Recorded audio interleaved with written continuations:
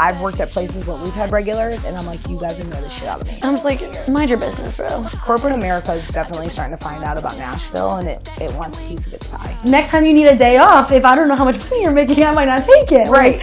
I talk way too much. Why has nobody put me on a fucking podcast yet?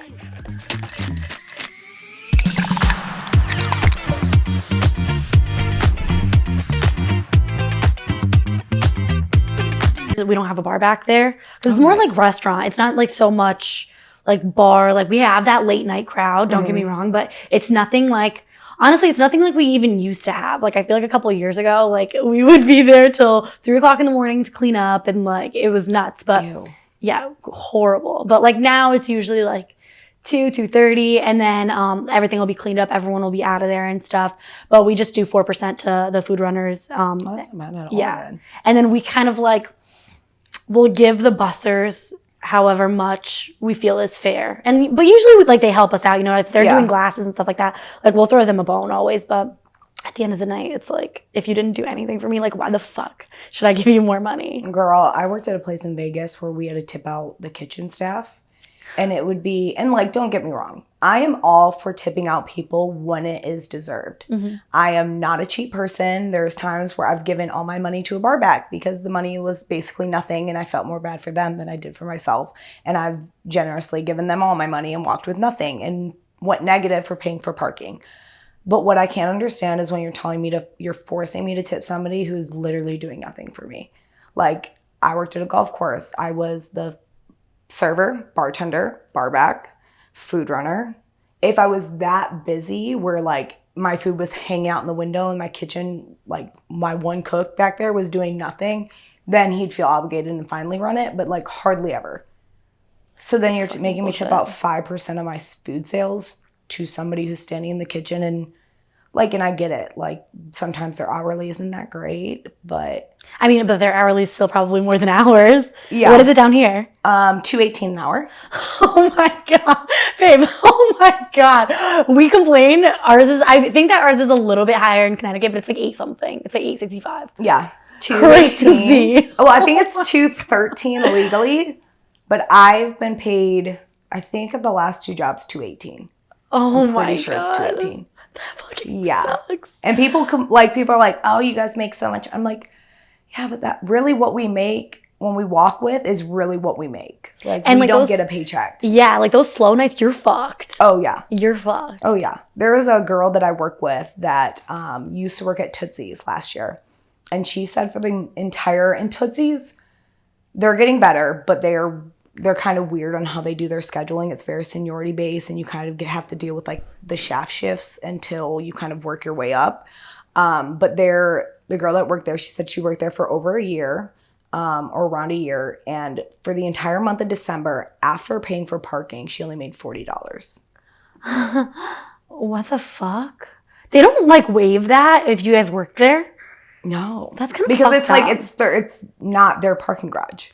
Oh, okay. It's owned by, the city or a different company, or like, so they don't get to control it. So what they can do, like we get parking stickers that the employers like go to the garages and say, hey, we work at this bar. Can we negotiate something to get like a discounted parking sticker? So I would say a lot of them do that. I think Opry Group is the only one that gives their employees free parking.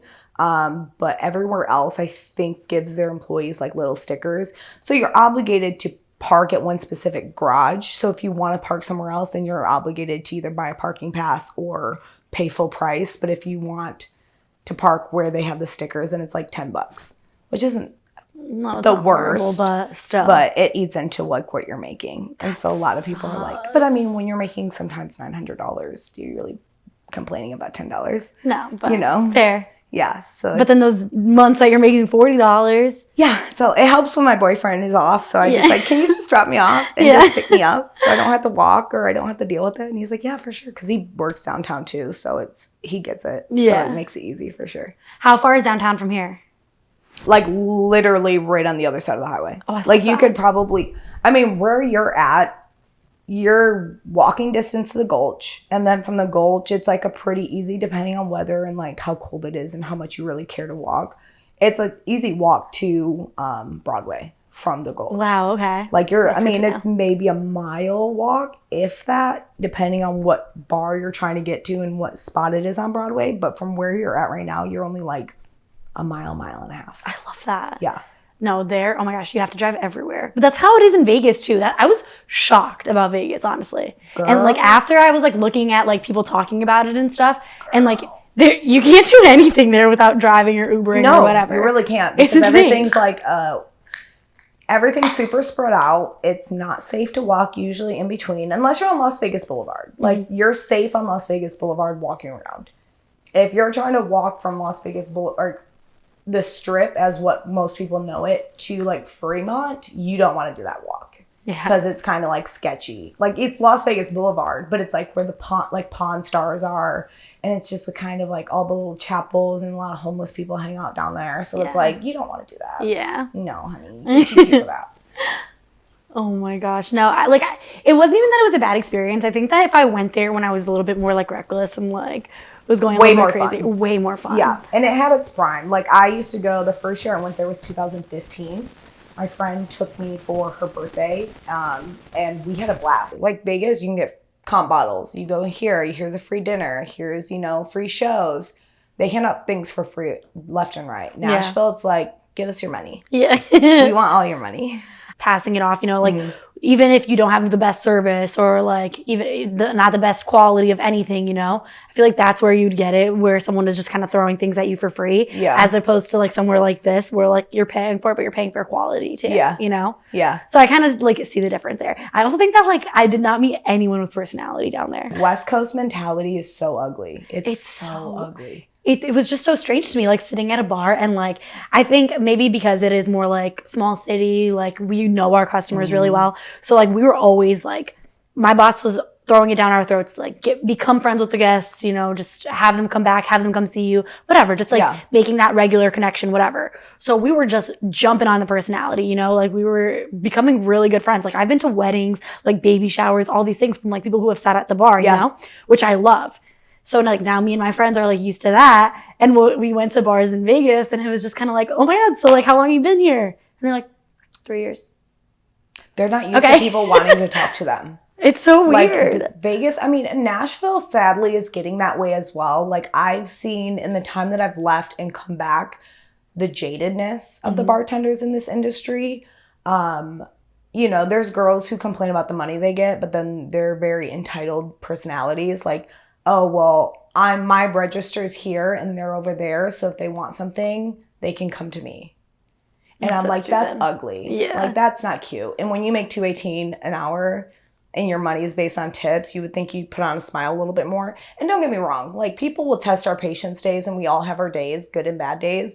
But I try to lead with a smile. Like, hey, honey, what can I get for you? Like, do you need anything? Just because that breaks the ice. And then people, like, who smile back, then they tip you better usually. Yeah. And those people that I've seen that are just like, what do you want? What do you want? What do you want?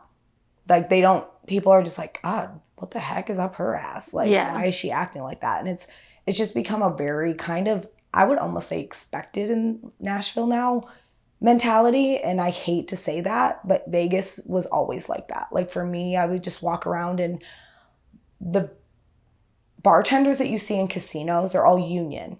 So they're making about $20 an hour. They're standing behind there. They have their pension. They have their benefits. They have all that kind of stuff. So they don't really care if they make $20 or $300 that day because they still get their hourly and they're really just there to just max that out and collect their retirement and leave. That's why you see a lot of them that are old. But in Nashville, it's like it's based on looks and experience. And it's like, here, come and get us, here, come work here. And it's usually the girls that know each other from different places that are like, oh, I know this bartender, I'll bring her here and I'll bring her that here. So then we're getting the repeat of like negative energy that keeps carrying around to all the bars instead of getting cute girls that are like new in the industry and excited and they're like, I just want to work. I just want to be here. Yeah. And like feel like that's starting to go out the window in Nashville, unfortunately, a lot. That sucks. It really does. Cause like I see my friends and I'm like, girl, like just be nice. Yeah. Like it's really not that hard. And I get it. These people sometimes suck and they don't tip and like, but you're going to ruin your day. Yeah. Like literally you're ruining your day. You're ruining your money.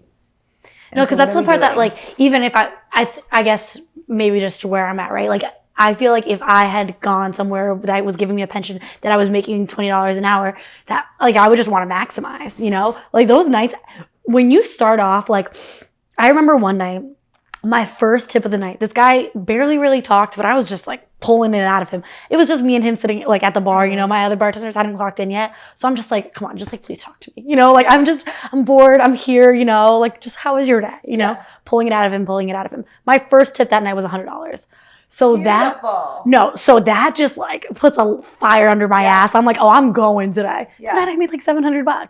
But those are the, you know what I mean? Like oh my God, those are the best days ever. But it's like, why would you not want to just maximize on it? You know what I mean? A lot of like good money. And so a lot of people don't leave. But I could just say like the attitudes could be a little bit better, you know, for as grateful as we are for our jobs and how much money that it gives us. It's like, can you just be a little bit more appreciative and put a smile on your face for 8 hours or 9 hours or whatever it is? Yeah. How long do you think you'll stay? Oh, honestly, never say never. I love Nashville. I would say this is more home to me than most any other place. But I can't say if I'm given a better opportunity somewhere else, money's right, location's right, that I wouldn't leave. I never say never. Yeah. Where are you from originally? Michigan. Oh, shit. Okay. Yeah. Girl. You ran? Yeah. I ran from that shit. I turned 21 on my 21st birthday. I drove at like 2 a.m. from Nashville with from Michigan with one of my best friends down here. Spent my 21st birthday here. Looked at apartments and moved down here 2 months later with all that could fit in a Ford Fusion and $600 in my bank account. Straight delusion. Oh my God. Straight delusion. I don't know granted it all worked out, but... But you know what? What a story. What a story.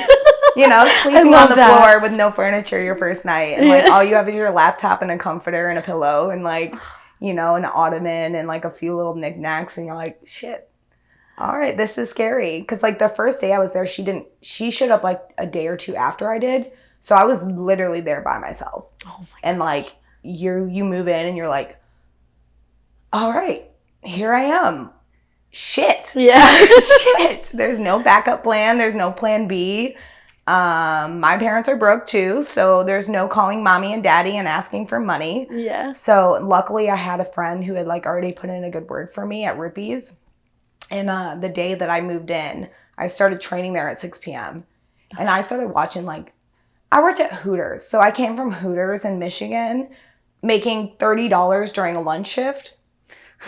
That's crazy. Girl. To here where I'm watching like her hand people like 4 beers and getting a $10 tip. And I'm like, excuse me, what? People are just handing you this money and you're not having to sit there and like have awkward conversations and like make yourself really uncomfortable talking to a creepy old man to make $20.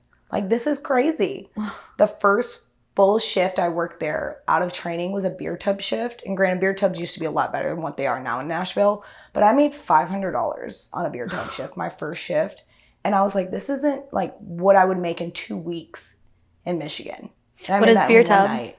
Beer tub, it's just like you have a trough. Rippies back in the day, we had a trough. It's a beer, like a cow trough. And you put it with a few different beers, Bud Light, Busch Light, or Bud Light, Budweiser, Coors Light, Mick Ultra, and you just fill it with ice. And so people like back in the day when Nashville was, 10 bars on Broadway and all the volume was a lot more concentrated, you were 3-4 rows deep at the bar. Like you had to fight your way through to get up to the front. And like people used to hand us $100 bills and say, remember my face when I come back up. Like each bartender, here's 100, here's 100, here's 100, and here's 100. Remember my face when I come back up, because they didn't want to deal with the crowd. Yeah. And so it like made our job a lot easier. So you had a beer tub girl right at the top of the stairs that were like, hey, I got beers here. Like if you don't want to wait. And so you would just sell beers for, I think ours were $6 at the beer tub, $6, but I made $500 in tips. Can you imagine how many beers I sold? That's crazy. Yeah. I love that though. But now it's like, even before I left, their beer tubs were like $40. It's like all that volume really kind of spread out real quick. Yeah. Yeah. It was really good when I moved here, and then it just got dwindled out. Done a really good job of like cutting down and trimming down the fat and like reducing the amount of shifts, but it's quality over quantity. Instead of making girls come in and sit on a floor for $20, they're like, let's just not even have it open. Like, what do we do? Yeah. So it's been nice seeing like the positive transitions while I'm there, because I'm so used to just negative down spirals that it's like, oh, you guys actually care about us. You actually give a shit. That's weird. Are you sure this is normal? Yeah. Am I getting tricked right now? When is Ashton Kutcher going to walk in and say I'm being punked? Yeah. Like, what is going on? Is it a lot more like corporate restaurants around here, or is it kind of a mix? It is becoming a lot more corporate. It used to be very like small ownership, single ownership, but multiple bars. So like Steve Smith, he owns Tootsie's, Rippy's, Honky Tonk Central, Kid Rock's, The Diner. There's another person that owns like a few other of them. Our owner owns a few of them. So it's like, it used to be a lot of small owners just owning multiple bars, but a lot of corporate America is starting to walk its way in, especially with like Aldean's and TC Group coming in. They mimic a lot of like corporate America rules and policies. They have locations in Vegas, so they try to like mirror policies to match both locations. My boyfriend bartends at Aldean's, so he knows, like, he'll tell me, yeah, that's a little bit more corporate here. This is a little bit more corporate than what we're used to. But yeah, corporate America is definitely starting to find out about Nashville, and it wants a piece of its pie. Yeah, I get that. Yeah, you're seeing a lot more of like big names starting to come here. A lot of people trying to maximize on the industry right now, and it's oversaturating it in a negative way. But a lot of these people, it's like, screw you money. You know, they don't care. It's a write-off at the end of the year. Corporate America, it's like, we can spend the money because then we can use it as loss at the end of the year.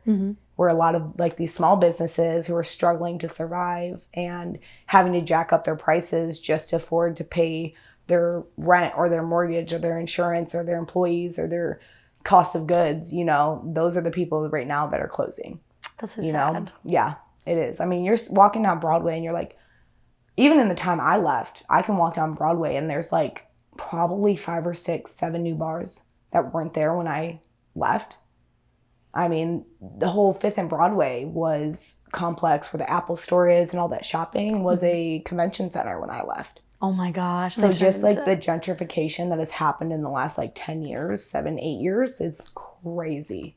We saw that a lot, like where I'm from after COVID, when like things started shutting down and stuff. A lot of New York came to Connecticut, but then now a lot of Connecticut is moving down south. Oh, really? Like, I feel like that's like the biggest thing that happened. But I mean, like, even like rent, like around here and stuff, like we look, and of course, like we're thinking like Connecticut salaries, you know, it's completely different up there. Even New York salaries, completely different. Money is completely different up there. Yeah. But like the cost of living is also like way higher. Like if I were to look, how much is like a studio apartment here? Like a nice one. I honestly, depending on where you go and location, because location is big here. We have a little townhouse. There's no amenities or anything like that. We have a 2-bedroom townhouse. I think it's like 800 square feet. It's not very big, but we pay $1,700. You know how much a studio apartment is in Stamford, which is like our bigger city in Connecticut? $4,000. Oh shit. $4,000.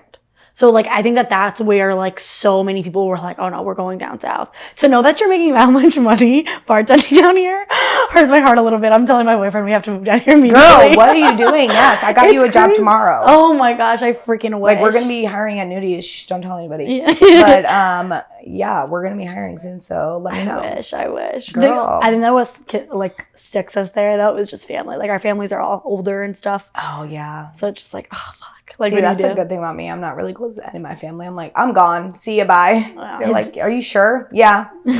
I'll call you if it gets worse. Let you know if it gets bad. I think my mom would follow me. I think so? Yeah. When my dad, I don't give a fuck. Stay wherever you want to stay, to be honest. But, like, you'll visit or whatever. But his dad, who was, like, one of his best friends, is, like, 80 years old. So, like. Oh, yeah. So he's definitely not going anywhere. He's not going anywhere. You know, but I wish. Are your parents together? No. I was gonna say, I was like, your mom would just leave your dad. Like, she says, I'm following our daughter. No, no, but they've been separated since they were kids. They're cool, but like my dad is just kind of all over the place. Like he's like, I'm gonna go here, I'm gonna go here, I'm gonna go here, and then like I'm just like, okay, see you, See you in a few months or a year, whatever works. And then my mom's like calls me every single day. She's just like, that's cute. I love that. She's sweet. She's just a freaking yapper. She trained me for bar. I'm letting you know. She absolutely trained me. I love it. Yeah. That's cute. Is she in the industry too? No. Oh, really? Yeah. What does she do? She cleans houses. Oh, okay. But honestly, that's crazy that she's a yapper and she cleans houses. It's a very introverted job. I know. Well, she doesn't obviously yap at work, but she, I don't know. I think that's just how she kind of is. Like, she's just one of those people that if you get on the phone, if I answer the phone, I know I'm not getting off for 30 minutes. Easily. It could be one question. Those people stress me out. She stresses me out too. Yeah. Especially when you're in the middle of something and I answer and I'm just like, Ma, like I have 2 minutes. Like, what's up? And she's just like, oh, well, if you don't want to talk to me. I'm like, Ma, just ask me the question. No, I just know this is about to be a whole thing. So please just give me the footnotes. Like, the footnotes. Please. Give me the footnotes. No, and you don't answer her for one day. If I call her the next day, she'll literally be like, why didn't you answer me yesterday? I'm like, are you alive? No, I'll get the are you alive question. Yeah. Question mark. I'm like, yeah, I'm alive. Okay, I just wanted to check because you didn't return my call yesterday. I'm like, I get it. I'm being introverted. I'm in my shell right now. Yeah. Like, let me have a few days to decompress from having to entertain people for 4 days straight. That was it was so funny. Like, I posted a clip about that, and it's just so crazy because obviously, like, it's similar experiences no matter where you work, right? Like, we all go through, like, similar shit, even though, like, the restaurants may not be the same or the bars may not be the same, whatever. But one of the craziest clips that, like, I ever posted was that you need to decompress after a bar shift. Like, my next day off, I'm not talking. Oh, girl. You know how much Adderall I had to take to be here? On my day off? I was like, sorry. No, because, so low-key, I've been telling myself, I'm like, I talk way too much. Why has nobody put me on a fucking podcast yet? Yeah. Like, I have a friend, we have another mutual friend who has like one, it's like on Broadway or something like that. He has a podcast that he does. And I'm like, why hasn't he asked me yet to be on his podcast? I'm like, I'm kind of low-key offended. Like, I talk a lot. We can spill some tea. Like, give me the right questions and I will tell you anything you want to know. Like, you just got to bait me in the right way. And I'm like, so this is fun. I'm like, okay, sick. Give me a freaking podcast finally. So I manifest this. Yeah, you should start a podcast. Yeah, girl. No, nobody wants to hear a 30-minute conversation with me talking to myself. Yeah. No, but sometimes it really just feels like that. Like, I'll literally be like looking in the mirror and I'm like having a conversation and then I'll start mouthing and I'm like, okay, I'm like starting to scare myself. Like, I need to chill. I'll be doing TikTok lives and I'm like, I'm literally just being a weirdo talking to myself right now. And like, nobody's like, you'll see four people watching it and you're just like, you're really just sitting here right now just watching me stare at myself in a mirror and getting ready. Or like, this is really awkward for both of us. Like, but you have to teach me TikTok, girl. My TikTok just won't hit. Really? My TikTok won't hit. My Instagram, I have like almost 10K. My YouTube's doing better than my TikTok right now. I don't TikTok get it. It pisses me off. Okay, it's a love-hate relationship. I think right now at this very moment, like 17,000 followers on TikTok. My Instagram has like not even 5,000. I don't really post as much on there. That's like more like pictures and like private stuff. I do like more of like my tips and everything on TikTok to try to keep it separate. And like some people get weird and they're like, I can't believe you're sharing your income. I'm like, I don't care. Mind your business, bro. First of all, I don't care. Yeah. What are you gonna do? What are you offended by my income? Like, what does it matter? And honestly, I think that's like such an old school way of thinking. It is. Like, oh, keep it hidden. Who fucking cares if I'm trying to tell you? Like, if anything, I'm either promoting the industry and like why more people should join it, which a lot of people are leaving for a reason, you know? Or like, I don't care. So like, why should you, you know? Right. And that is like one thing that I feel like is super awkward. Like, I'll be talking, money gets me excited. It does. It like, as soon as people start talking about money, it sparks some endorphins in my body and I'm like, I'm in. What are we talking about? How can I make more? Give me everything.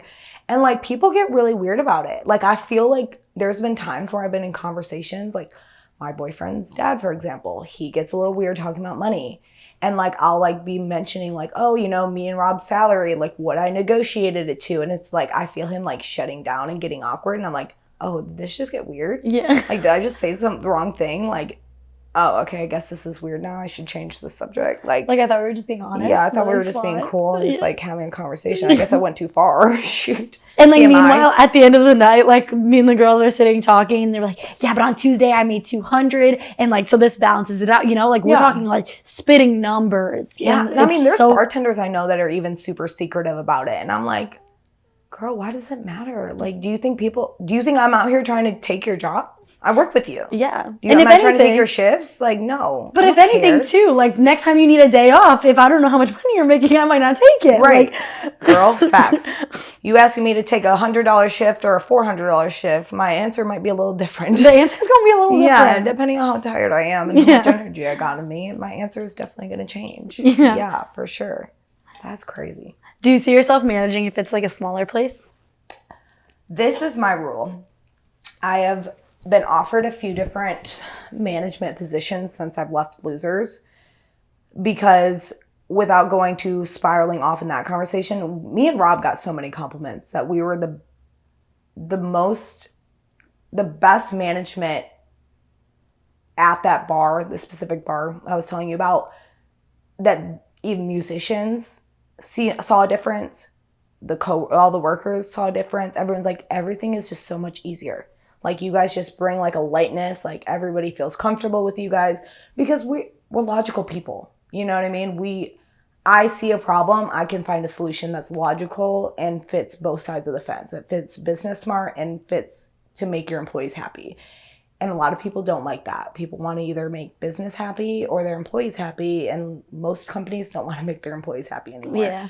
And me and Rob are very much of like, I'm a bartender first and a manager second. I've been on your side. I'm not going to give you guys something that I wouldn't want to do myself. So when an owner comes to me and says, hey, we're going to rule this new policy out. And I'm like, that doesn't make sense. Why are we doing that? I'm going to question it. And then I'm going to come to you guys and be like, all right, guys, this is some bullshit, but we're going to run with this for a few weeks and then we're going to prove them wrong. And then we're going to show them the results and ask them to change it back. You know, I'm like working with them. So I know my worth. Long story short, I know my worth. And when people have asked me like, you know, we have this management position, or, hey, we're opening this bar, would you be interested? And I'm like, unless I'm the GM making operations, like the operations of how things are getting ran are up to me and my decisions, and I'm getting paid close to $100,000 before taxes, I'm not taking it anymore. Yeah. Like, I make at least $100,000 a year as a bartender. Yeah. Not dealing with it, getting the time off I want, not having to deal with the stress of getting text messages and people throwing things to you left and right. And I'm like, my sanity after all of that is a lot more worth it. Yeah. Is a lot more worth it. Because like when me and Rob both managed at the same time, it was either him working or I'm working. So if I had the day off, he was at work. Like, we never had time off together. And then asking for time off when you're both management, how do you do that? Who's going to run the venue?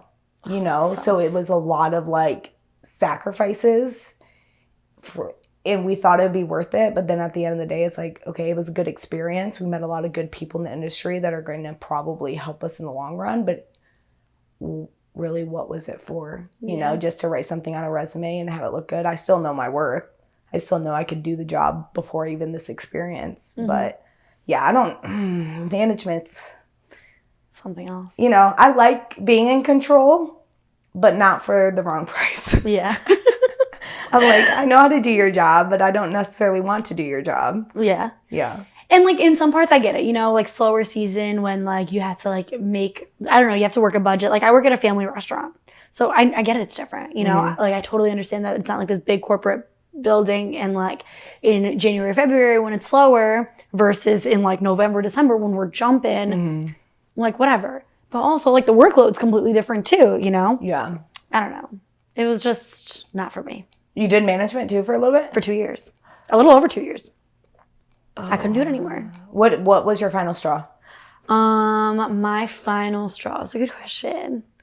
I don't even remember. Oh, my final straw was that I couldn't go to California with my boyfriend. Yeah, but I had asked like 2 months before. And they told you yes, or did they say potentially, or? Yeah, but it was kept being potentially, and then it was like no. And then like it was like too late already, It was like 1 week before. So now he's mad at me and I'm just like, I just can't do this anymore. So like right before we left for Vegas, he travels a lot for work. So I would just like hop on his trips, And like it had already gotten to me that like, so one of the biggest things too is my best friend's, she just got engaged. So she's getting married in Portugal next year. Oh, beautiful. I know. I'm not. I just got chills. I'm like, get me on that trip. You're hiding your suitcase. I am not missing that trip, No, I wouldn't either. So like now I asked 2 months in advance to go on a weekend to California and I can't go. I'm not missing those 10 days. No, the fuck I'm not, And it was like, I missed my nephew's birthday, his second birthday. And like, it was just me missing. And like, now I'm being a yes man to like all this other staff that like, cause I can make it work, At the end of the day, like I know that if I have put this person here and I just switch your shift here, I can make it work for you to go. So like now I'm letting everyone else enjoy their time off because I'm just breaking my back. And like I ask for one thing and like I'm not able to do it. I have no beef with the owner. Like I love him. I say that he's like part of how I was raised. Like I started working there when I was 17. I've been at the same restaurant. Oh wow. So like he's like a father figure, older brother figure to me, and like I appreciate the hell out of him. But at the end of the day, business is business. And wait, is this the same place you're at right now? Yeah. Oh, so you stepped down and they let you keep your job? Mm-hmm. Oh, girl, okay. Power trip. There you go. We love that. Too. Oh. Yeah, when I went to school, and so like 2020 I left. I started working in an orthopedic office, and I realized that not only did it suck because I wasn't making people feel better in the way that they want to feel better with like drinking and having fun. I was making people feel better and like sending them home with a bunch of medications, and it was just different. Yeah. I thought I was like, oh yeah, like I want to help people. No, I just want people to be happy around me. Yeah, I just want to get people drunk and party with me and just have a good time. And like I'm not going to be best friends. Like I'm not, like I was telling you before, I'm not going to go to their birthday parties, like patients, Yeah. But I can be invited to like a regular's birthday party. And that's so much better. That's cool that you actually, like Nashville, we hardly, unless you work in the more local places, Broadway, you don't really get too many you'll get regulars that'll come on their Nashville trips like every year. Mm-hmm. And like my best friend, she's worked at Rippy's for like 10 years. So she has a lot of regulars that have like almost adopted her as their daughter. You know what I mean? They come in, they'll give her like Christmas cards, birthday cards, and it's adorable. And I'm like, oh, I miss that. But it's like, I've worked at places where we've had regulars, and I'm like, you guys annoy the shit out of me. Yeah. Stop ordering whatever the heck you guys want. Stop walking in like you own the place. Yes. Like, sit the hell down. Know your place. And act presentable. Stop acting like this is your house and I'm just the freaking maid that's walking around serving you drinks. No, that shit stresses me out. I hate... And it's so funny too, because we do have some regulars that, like, honestly, it's not even that I don't like them. I mean, definitely there's some that I like fucking hate, like, screw you, like, don't come in here, please. But like, we have some regulars that like I like, and then they have this like entitlement to them sometimes. Like, if there's someone new that's like just becoming a regular, or I've seen this person like 4 times in the last 2 weeks, like, no, that's a new regular, Yeah. And I'm going to give them more attention. If you're upset that I'm not giving you the same amount of attention when you obviously see like this person's like coming in all the time and stuff, like, just give me a second. We had this one guy get mad because I gave free donuts. Oh, we have a donut shop attached to the restaurant. Oh, that's awesome. Yeah, so like they do like fun lattes and donuts and stuff. Oh, that's awesome. Yeah, and like we're known for like the espresso martini there, and like our espresso martini is bomb. But that's like my fave. Oh, so good. Give me caffeine and give me alcohol in the same thing. Oh, yes. Chef's kiss. Yeah. But so like, well, at the end of the night, like we'll always have like extra donuts and stuff because the owner wants us to give them away. So like this one guy came in like 3 times in 1 week, and I had never met him before. But so then I'm like, you know what? I'm going to give this guy donuts. So I give this guy donuts. And Mr. Guy over here, who comes in like every single day, annoys the shit out of us every single time he's in there. It's like, I've never gotten free donuts. This is kind of ridiculous. Like saying all this stuff. Okay, now you're really not getting free donuts. Oh, okay, Mr. Self-Entitled. Like, who are you? And like, you're not going to really look at your check like when you ordered 6 Coronas and like there's only 2 on there, Like, you're really going to play that card, you know? Fuck you. Fuck Ew. You. And we're not allowed to just like give things for free either. So like most of the time it's like us buying it.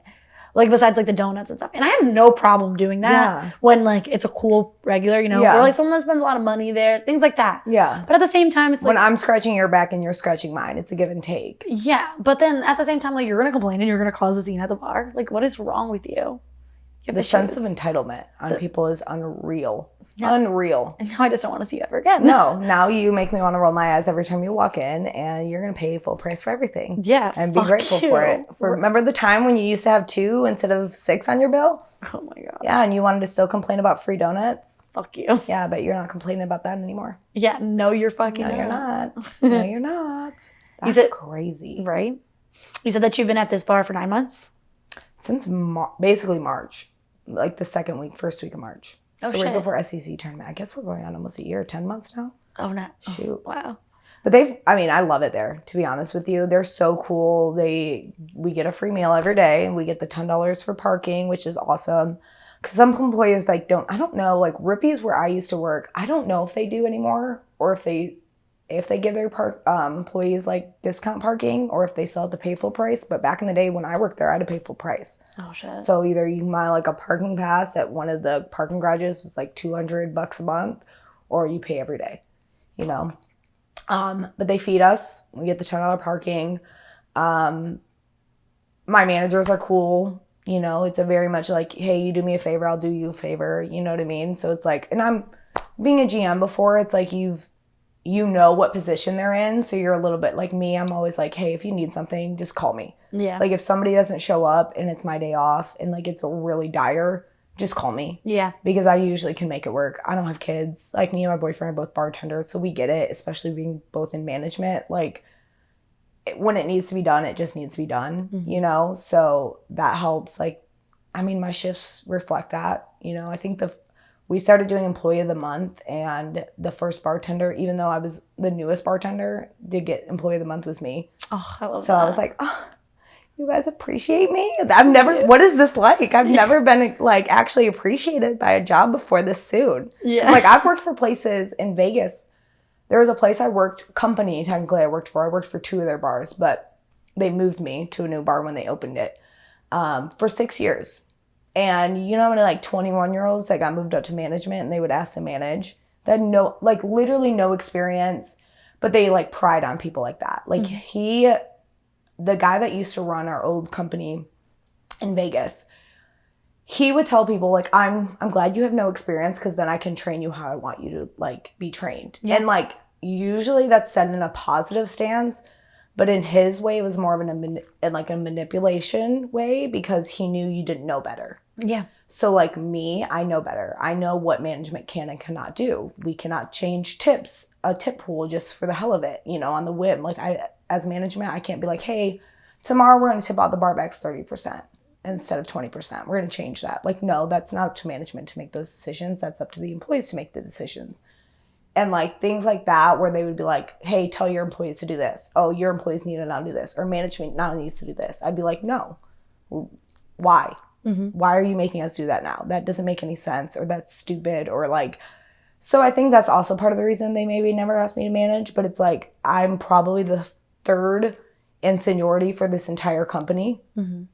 Wow. 3rd in seniority. Oh, I would say probably 5th. Realistically, probably 5th for the entire company. And then I'm seeing 21-year-olds open your bars for you. and you know, be my management when I open the venue. Yeah. And telling me how to do my job. I'm like, oh, this is funny. Yeah. Like I've went off on a manager once because this was Vegas. You know, nightclubs, we don't open until usually till like 10 or 11 o'clock at night. So our hours of operation were from 10, and we were supposed to be like an after hours place. So they tried to like push it to like 5 a.m., 4 a.m., hoping that we would get that like crowd after the nightclubs shut down. But unfortunately in Vegas, that crowd is absolute trash. Yeah. You don't want people already that are messed up, that are sloppy. Like that's all you're getting at that time of night. Yeah. Are people that are coked out, that still want to party and are looking for a mess. Yeah. Like, so you get riffraff or you get nobody, because nobody is going to walk into Fremont at 4 a.m. when there's just homeless people walking around and the sun's starting to come up. Like it's not inviting. But they try to do that. And when we opened, the bar was called Disco Pussy Forget the name. But we were like an EDM, like rave, like very warehouse, underground kind of like rave vibe. So the whole venue is all black. The whole inside of the venue is all black. There's no windows. There's one disco ball in the center of the bar with tentacles that come out that go to the music and light up. It's super cool. Lasers, it's awesome. When there's a show going on, there's people in there. It does look really cool. And then the bar is like one massive rectangular bar in the center of the venue that lights up as well with like the tentacles and everything. So it's very much your biggest eye feature when you walk in. And when we opened, it was during COVID. So there was no bartenders at that time. Everyone was a server because you had to serve tables and everything had to be 6 feet apart. Right. So when we established how we were going to do tips, it was one tip pool because we'd have one person behind the bar making the drinks for the tables as like a service well. And then us bartenders were walking around as cocktail waitresses serving tables. So we were like, okay, it's all one tip pool. Well, then once everything started getting lifted and then we started having cocktail waitresses and us went back to being normal bartenders, we were still all in one big tip pool. So we would have 4 to 6 bartenders on, plus like 3 to 4 cocktail waitresses. And the cocktail waitresses all would just walk around in a circle all night long, maybe serving 3 drinks, but would walk out with as much as I did if they worked the same amount of hours. That's bullshit. And I would pull in like $700-800 and they'd walk with $300 and I'd walk with $300. That's bullshit. And so it would be like, it was insane for a really long time. But one of the managers fired, so they kind of like made me like the supervisor because we had like one manager that would it was one block of bars and our owner owned half of them. Mm-hmm. So he'd have like one manager that would bounce around bars on one side of the street and then another one that would bounce around in bars on our side of the street. And me and this man did not get along. The very first day he walked in, we had not introduced ourselves. I am very much a very alpha female vibe and everyone respected me there because I opened the venue. So we walked in and they'd called off one of our guy bartenders on a night where we normally have a fill-in from another venue. She was she ended up being one of our managers. So it was a very manipulative kind of like, we're going to squeeze her in and then push somebody else out kind of way. But she was only working there as like an extra on these Tuesdays. So I walk in, I'm like, why did Carl get called off but not so-and-so? And they're like, well, because she normally works on Tuesdays and blah. I'm like, well, Carl's an actual employee of Disco and she's not. Yeah. So why would you call off the employee that works here and not call off somebody who's just here for extra shifts? That doesn't make sense. Yeah, what the fuck? And he like got like instantly was like, well, we can have that conversation later if you want to have that conversation. And I was like, excuse me? Who the hell are you? Yeah. And 2, that's a very valid question. Why are you calling off a bartender that works here when he only gets 2 shifts a week, 3 shifts a week, maybe, for a girl who gets a full schedule somewhere else and is here just to pick up extra shifts? Yeah, what the fuck? That doesn't make any sense. No. That's messed up. And of course I said something. So we already started off on that foot, you know what I mean? Very like, he didn't like me because I'm alpha female and he tried to pull big dick energy and it just doesn't work with me. Yeah. So at this time I was supervising and we had, I think 4 bartenders on, maybe even 5 at that moment. And it's 1:30 in the morning. There's probably 30 people in the venue. It looks like a ghost town. There are at least 3 cocktail waitresses on, walking around in circles. And he was out some other venue doing something. So I texted him and I'm like, hey, it's 1:30 in the morning. I sent him a video what the venue looked like and it was dead. And I was like, do you think we can make a cut soon? And he was like, I'll focus on my job. You can focus on yours. No. First of all, am I not acting as a supervisor right now? Mm-hmm. You asked me to do that. You're not on property. You're not here. You haven't been here in an hour. And I'm asking you and showing you that it's absolutely dead and asking politely for you to make a cut. And he was like, told me that once we hit 20 grand in sales that we can make a cut. And I would say arguably maybe we were at 10. Maybe at 10.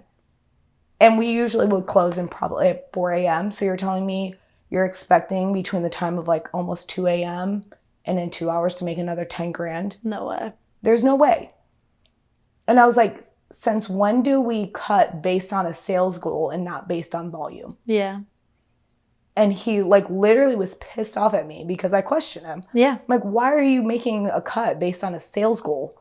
What is your labor? Because at Vegas, you get paid like, I think it was around that time, around $9 or $10 an hour. So you're paying everybody. You're paying 9 employees right now. At least you're paying us $90 an hour to all stand here and stare at each other. Yeah. Oh, that's crazy. And your sales aren't getting any better. No, and at that point too, like at that point, the guy is he just wants to be right. He just wants to like call the shots. It's an ego trip. I hate that. And I'm like, I cannot stand it. And I'm one of those females that like, if you're going to try to buck up to me, honey, I will buck up right back. I am not easily intimidated. I am not a submissive person. And if you're going to question logic, I'll go toe to toe with you. Yeah. Like, I am not scared. I will say exactly what I like. People love me because either I'm on, like, if I'm advocating for you, people love me. If you are somebody who's morally corrupt and you got me working against you, you despise me. Yeah. Because I can play chess with the best of them. Yeah. I'm like, my mom, mentally insane. Yeah.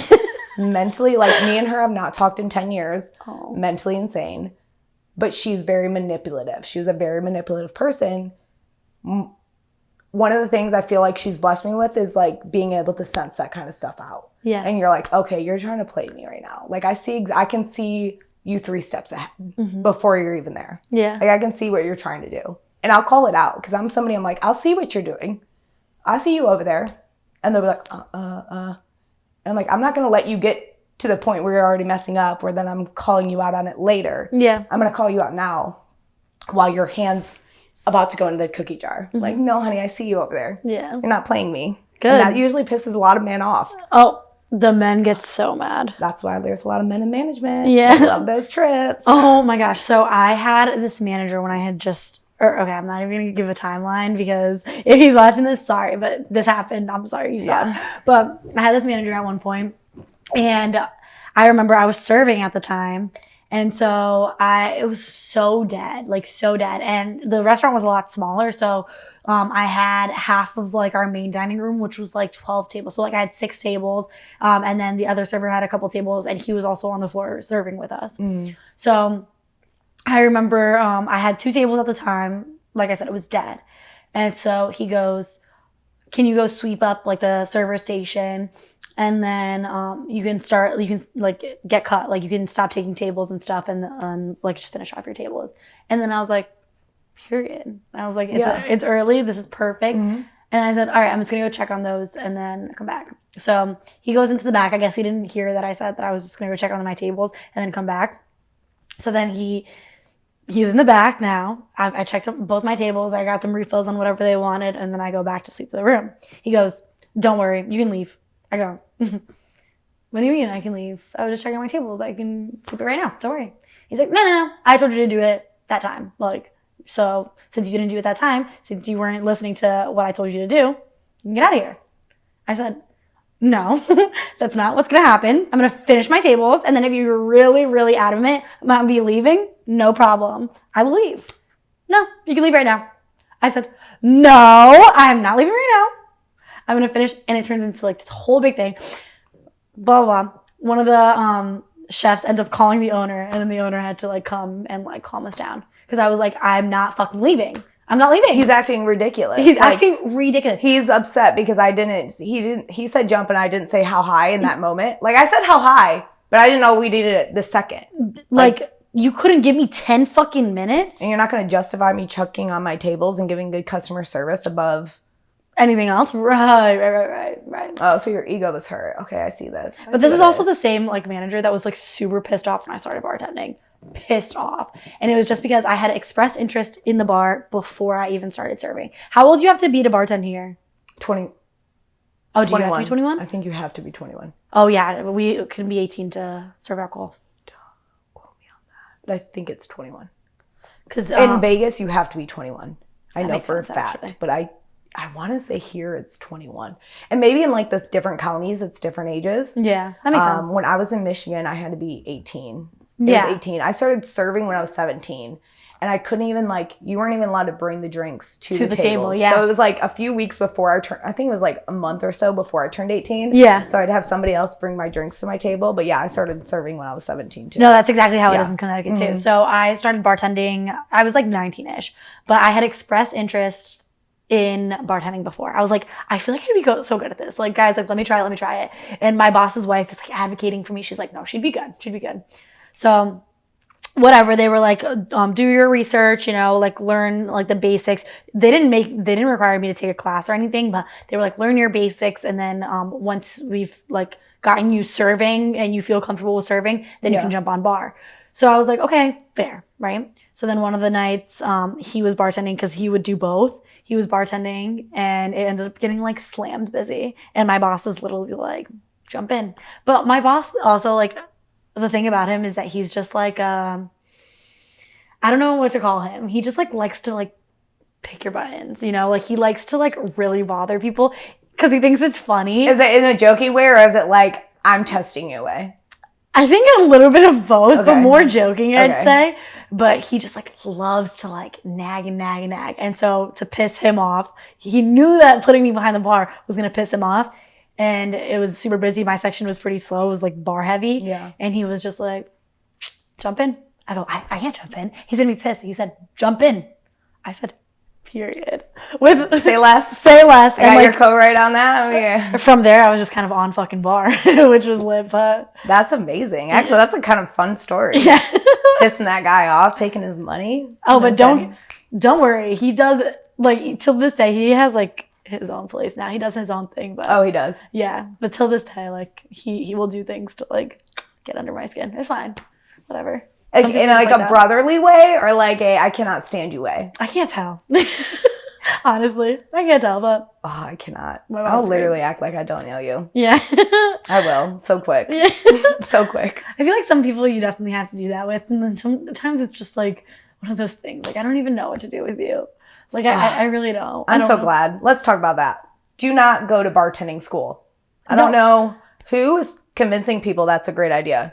No, it's a waste of money. It's the biggest waste of money. It's like going to culinary school to be a cook at Applebee's. Yeah, it doesn't make sense. Like, unless I can't even give you a specific situation where I feel like it would actually truly benefit somebody. No, me neither. Like, not even in craft, like even mixology. I don't even feel like they're even, I mean, granted, I've never been to one and sorry if anybody owns one or teaches one, but like, I don't see it. Like, you're teaching people things that people can go on YouTube and learn. Yeah, right. And like my experience, so I served, as I told you, and I worked at Hooters, but it's like a promotion at Hooters when you're like a bartender. It's like you start as a server, and then I literally turned 21 when I worked at Hooters, and then you can't be a bartender, I think, at Hooters until you're 21.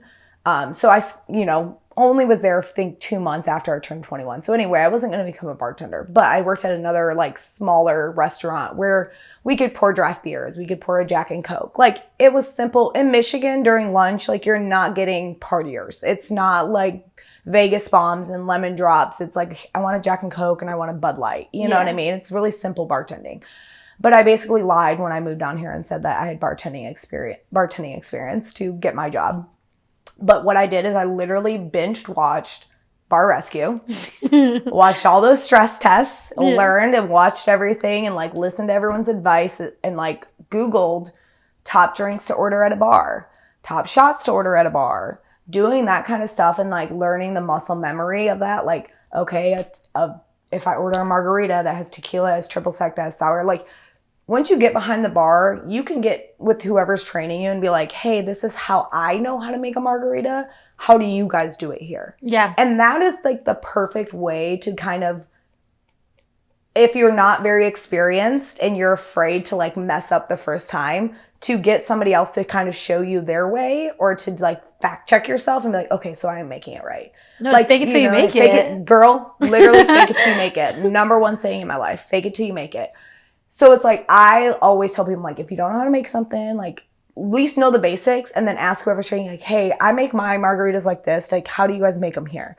Or like when I started working at Rippy's, again, very basic, I was like, somebody ordered, what was it? I think it wasn't a margarita, but it was something like similar. And I was like,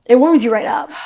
I literally, it triggers a instant regurgitation reflex for me. Yeah. It's literally, we'll get into that story a little bit, but I'll let you finish yours because that is a whole different. Fireball did me in for is basically the reason I almost quit drinking. Oh my God. Yeah. Fireball did that to you? Yes, girl. It was like I'm a very person, once my mind clicks on something, that I'm like, this is just not good for me. Yeah.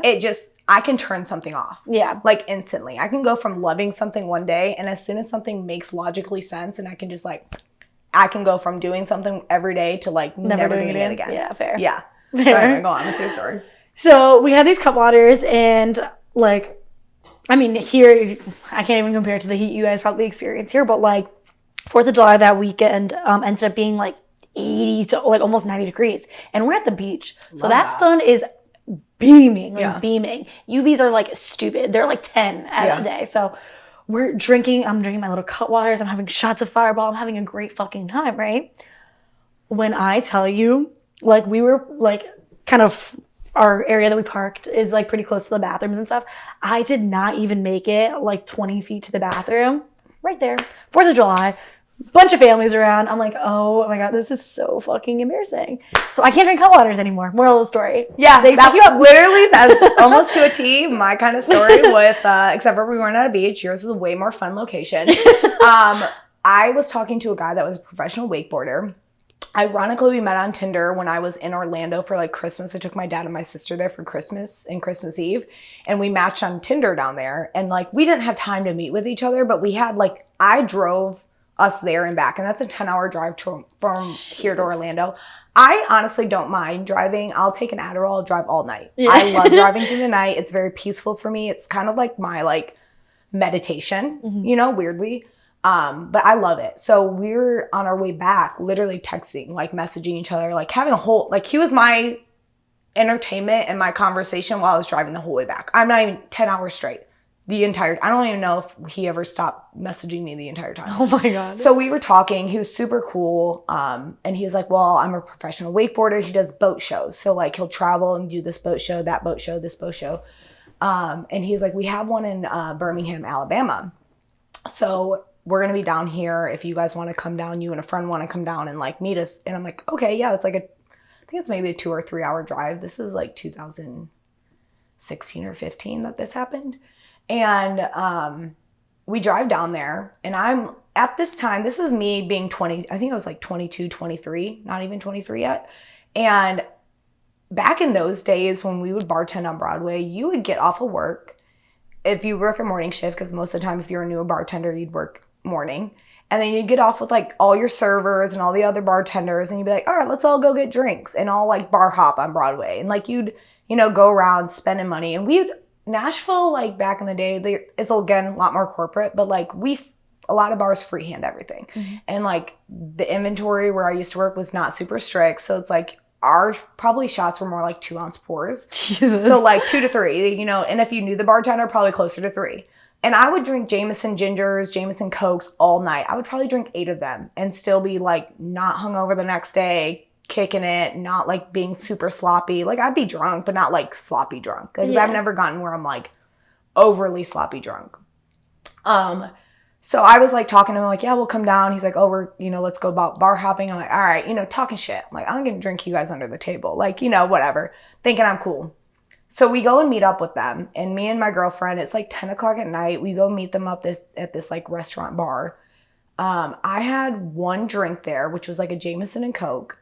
This is again, 10:30 at night. I had not drank anything prior to that. We go next door, and they were there, I guess, the night before. The bar owner knew my bar owner from Nashville, and we were all talking, and they're like, oh, he's like, let me get you guys a shot. And I'm like, okay, cool, as long as it's not Fireball, is exactly what I said. I was like, I'm good, as long as it's not Fireball, I don't really care. And the guy I was dating was like, oh no, he probably won't give us Fireball. He was giving us shots all last night and there was never a Fireball. So he comes and brings us test tubes, and it's a blue test tube. So I can't see it is in there. And being naive and being dumb, bartenders now, we know to smell our drinks before we throw them back down our throat. But I didn't do that. And so I just go and let it go right down the hatch, and instantly, it's Fireball. Yeah. The burn. And I swallowed it, and it actually went down really easily, but I was like, looked at my friend, I was like, oh, this is not about to be good. This is not about to be good. So I think I got us like a round of, you know what a mini Guinness shot is? Yeah. Okay. So ours back in the day was like Patron XO and Bailey's. Okay. I don't know if like where you are from, that's the same thing, but we used to use Patron XO, which is like a coffee tequila Patron, and then Bailey's. So I got us all a round of those. The owner, after the shots, got us all another round of drinks, and he put them in these like 32-ounce like little souvenir cups. So it was probably a double. You know, I had probably 3 drinks of that, and the whole room was spinning. Jesus. The whole room was spinning. Me and my girl, like, I remember flashbacks of it, but we walked into the bathroom. She dumped my entire drink into the sink, poured water into it, and I'm sitting on the toilet, and I'm, like, trying to chug the water, just chugging it. I don't remember. I called the Uber. You know, I paid for it. I had the receipt for it. Got us an Uber Black. I remember us being in the Arby's drive-through, getting Arby's. And this is an Uber Black, like big SUV Uber Black. And instantly I'm like, oh my feeling God. it. And I'm trying. I'm like, I remember like being like, oh shit, we're in a fucking car. Like, and we're in the drive-through. And I'm like, oh God, oh God. So I'm like trying to hold it in, open the door, get it all outside, gross. Have it going down my chest. We're staying at Embassy Suites, right? And if you know Embassy Suites, all the rooms are on the exterior and it's all hollow in the center, so you can see everyone walking the hallways. And I think there was like a show choir, something going on that weekend also. And it's connected to like the convention center where the boat show is. So I'm sure it's like vendors and like people attending, and all those show choir kids are all hanging out, you know, chilling out in the hallways. And here comes Chyna, walking in to the front with throat going down her chest, like basically blackout. Because I remember walking in and then thinking logically it makes more sense to take my shirt off because I have throw up all down the front of my shirt. So I taking my shirt off, like walking up to my room, like now I'm in just full bra, you know, walking this hallway with all these kids like hanging out in the hallway. Crazy. Get into the room. My friend's like, just go get in the shower. She's like, just get in the shower. So I remember getting into the shower, full, like other than my shirt now, fully just sitting in the shower just running on me. After that, blacked out. Don't remember anything. Supposedly she started playing Paramore and I was singing Misery Business in the hotel room. He is still there. Don't know why. Why are you here? Yeah. I'm a mess. Like, all due respect, you can leave and I would feel like, all right, that's fair. Yeah. You know, like I get it. Like, I wouldn't want to be dealing with this right now, especially when you don't really know me that well and this is your like first hangout. Like, oh, yikes. Yikes. But I woke up, he's sleeping right next to me. Like, we didn't do anything. But I'm like, and my friend's like, yeah, you were singing last night. You're having a good old time. I was like, what? Like, I woke up completely fine. Yeah. Was not like, like that taste of alcohol in your breath, but not like hungover. You're like, oh my God, this is fucking awful. And I look at him, I'm like, why the fuck are you here? Yeah. Like, you have a room here. Like, he was staying at the same hotel. You could have easily gone to your room and left and, board admission. Like, I would have totally got that. Yeah. I would have done that. Realistically, probably would have. And I remember FaceTiming my dad, and my dad's like, wow, because like, he didn't realize he was right next to me. He's like, and he stayed for all that? I was like, yep. And I showed my dad, because me and my dad are like this. We're cool as shit. Yeah. And he was laughing his ass off. But after that night, I was like, Fireball, I know it just always does something to me. Yeah. And I don't ever get that messy. Never messy like that where I'm not remembering things, where I'm like I honestly maybe can say I've only done that maybe once or twice since then. Jesus. And that's been like birthday parties where people are feeding me like White Russians and I'm not, paying attention to how that doesn't really make sense in the long run for your body. But yeah, after that night, I think I basically like woke up and I was like, why am I doing this? Yeah. And in Nashville, with how even back then when like drinks were $9 a piece, and to us that was still a lot of money. I'm like, I'm spending $500 because you go out with all your girlfriends, guy friends. There's 5 or 6, 7, 8, sometimes 9, 10 of you guys going to bars all left and right. The bartender. You were all Vegas bombs back in the day were the thing. Ordering 10 Vegas bombs, well, back then they were still like $10, $12 a piece, so that's $100 right there. Yeah. And then you know, granted, she probably still didn't charge you for all of them and you're tipping her $40. Yeah. So you're drinking $160, $150 worth of liquor in 10 seconds. Yeah. And I finally like woke up one day and I was like, what? I can't do that. Yeah. Why am I doing that? And I'm like, what? To feel like hungover and gross in the morning? And I'm losing $500 to feel like that? Yeah. No, it just doesn't feel doesn't feel right anymore. Yeah. So like I literally was like, all right, that's it. I'm not doing it anymore for a minute. And I like basically, I'll have drinks now and then like this, like when I'm like, okay, let's, you know, have fun. But I'm not like I need a drink. Yeah. I need a drink. Like, let's go out and get drinks. Like even when me and my boyfriend go out and get dinner, like I'm, all right, I guess I'll get one. But I'm like, if I'm going to have one, what's the point of that? Yeah. It's like, I'm not going to get anything out of it. It tastes good, I guess, kind of. But like, I'm going to spend $30 to $20 on that. Not worth it. You know, to feel a slight buzz and then it'd be worn off by the time I even get home. So it's like not worth it anymore. No, that's kind of how I feel too. Like we used to literally stay after work sometimes and just get fucking trashed. Like we would literally, the whole staff, and like now we're a lot bigger. Now it's like, I think it's like closer to 20 people on the floor every night, like including everyone. But there was nights that we would stay there till like 4 or 5 o'clock in the morning, just the staff, hanging out, sitting around tables, playing games and stuff. And it was fun. Don't get me wrong. It was fun. But I think that like so much of that, just it wears on you so quickly. Like I think that I have friends that are the same age as me, even a little older, that can still do that. And it's because they didn't overdo it. Yeah. I feel like I overdid it. And that's primarily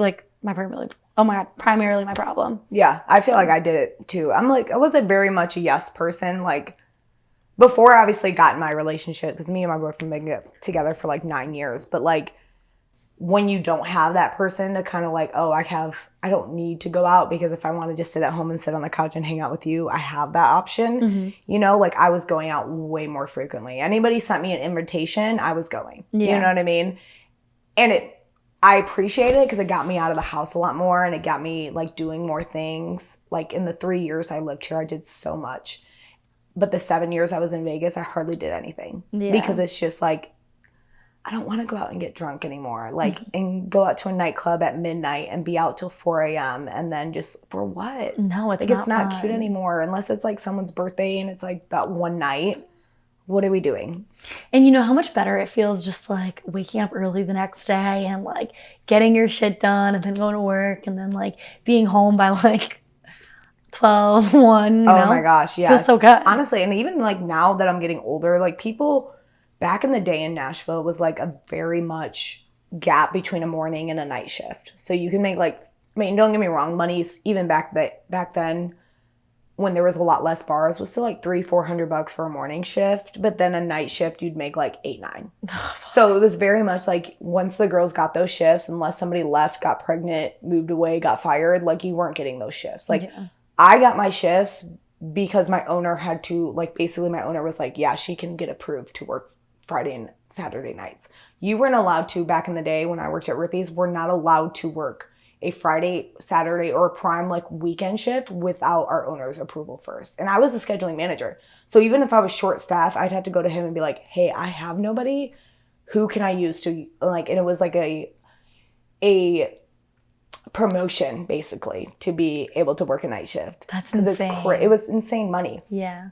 But now it's like, I appreciate working morning shifts. It's a lot more quality over quantity.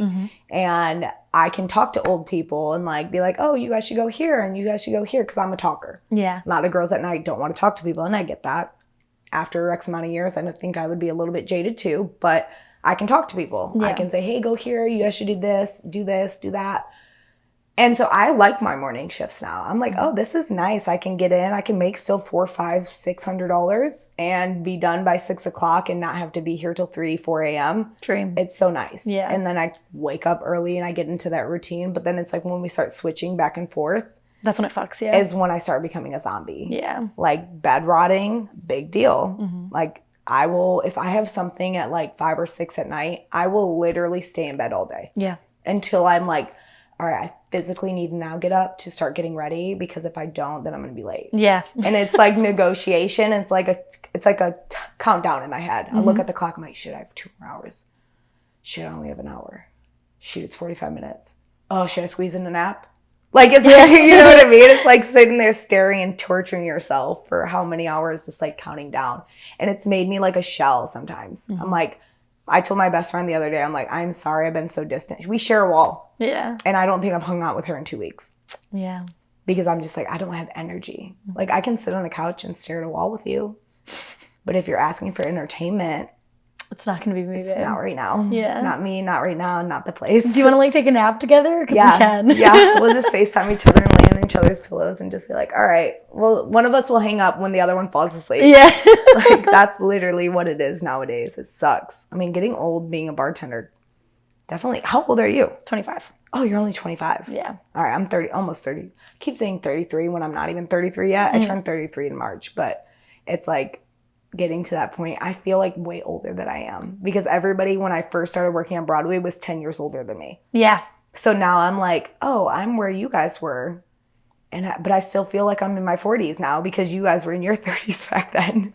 So it's like I feel like I've aged with them. Yeah. But you know what's so funny is like at the restaurant is like I feel kind of the same because everyone when I started was like 20s, 30s, 40s, you know, and so like now. I mean, like, we still have, like, a couple 30s, a couple, like, early 40s and stuff. But, like, now I'm one of the older ones. Like, I'm in the, I'd say, like, top 5 oldest people at the restaurant. Which is crazy. And you're only 25. Yeah. But we have, like... You're very mature for your age. Like, I would have maybe said, like, 27, 28 based on maturity and how you, like, hold yourself. Thank you. Like, I wouldn't have said as young as 25. Yeah. So you're doing good, girl. Thank you. Yeah. It's aged me. It's given me a couple grays, but, you know, it's fun. Girl, that's why you keep dyeing this hair red. You don't want to see this one's 2 inches out. Yeah. That looks good, though. Thanks. How often do you have to dye it? 2 months, around 2 months. Really? I dyed it before Halloween, and then I got it dyed, like, a week and a half ago. Do you use, like, red shampoo? No. What? No, girl. And it just doesn't wear, like, it doesn't come off? It's been in my hair for 11 years. Oh. I dyed it when I was 21. And as I said, I'm almost 33 now. Mm-hmm. So it's like it's staying. I've turned down jobs because of this hair. Oh, because like, girl, I was called for when they opened Allegiant Stadium in Vegas. They opened the Wynn Night, like, Field House, whatever it's called, out in the end zone of the Allegiant Stadium, I think it is. And they opened that in August. They called me in February, and they were like, "Hey, your name's been thrown out because Wynn Group, Wynn Hope Casino." It's all Wynn Group. They have all, like, most of the big nightclubs and everything. But it's, once you've worked at one nightclub, you can't, like, pick up shifts at another nightclub. Okay. Like, they're very much like, if you work at EBC or you work at Encore or wherever, like, you only work at that nightclub. Like, they don't let people kind of bounce around. So when they had to open Wynn, they're like, well, we need new people that haven't already worked places that are under our umbrella, because if they've already left, it's probably not on good terms. Yeah.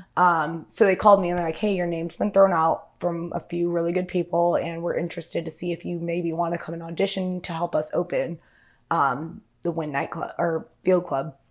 And I was like, absolutely, because I'm thinking Super Bowl, I'm thinking the concerts. I'm like, I know it's gonna be money. But I'm like, well, you called me, so you know what I look like, obviously. Yeah. I'm sure someone showed you my pictures, because in Vegas, you don't call people unless you've seen their Instagram. Mm-hmm. So you know I have red hair, and you know I have a tattoo. Like, Vegas is very corporate. The amount of places that won't hire me because I have an arm of tattoos and my hair is red is more than I can get. That's so it's stupid. Crazy. It's crazy. I get more compliments. I work corporate banquets. I've worked major corporate banquets with, you know, Bruno Mars and Imagine Dragons and Shaq DJing, like, big performers, $1 million buyouts, where I get more compliments from, like, 50-year-old couples that are like, "You are so beautiful. We love your red hair." And they'll keep coming back to me. I'll make more tips than anybody. Yeah. Because my hair stands me out and everyone loves it. Because, like, I don't make it look Hot Topic. I try to, like, you know, make it kind of still look natural a little bit. But the amount of corporate, because they're like, "We can't have red hair. We don't want, you know, unnatural hair." Mm-hmm. Where I've made jokes, and I'm like, "I'll give you a hair resume. Yeah. You want pictures of me since 2014 with red hair? It's not going anywhere, honey. I'm not going to show up tomorrow with purple hair." Because in Vegas, everything, when you're hired in Vegas, it's model bartender, model cocktail, model busser, model barback. And the reason they do that is because legally, then they can hire you based on your appearance. That's so fucked up. It is the loophole to basically say, we like this girl, but we don't like this girl, and she can't now sue us for discrimination because we're a model and we want a certain look for our brand. Because no one's going to complain to a modeling agency that they didn't pick every girl in line. Yeah. You know? So once you get hired, you're technically like they take a picture of you in your bikini at auditions.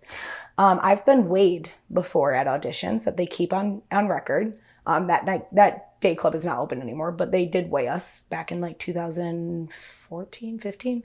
No, 18. That was 2018. That's so fucked up. Weighed us. And they do that because then they can, if you say gain a ton of weight mid-season, they can pull you into HR and say, this is how we hired you. This is how you looked when we hired you. And you have a month or X amount of weeks to get back to this appearance. Otherwise, we're going to have to separate ways. You're not allowed to put people get a little lax on it, but technically you're not allowed to change your hair without permission during season. You're not allowed to get tattoos or extra tattoos without permission.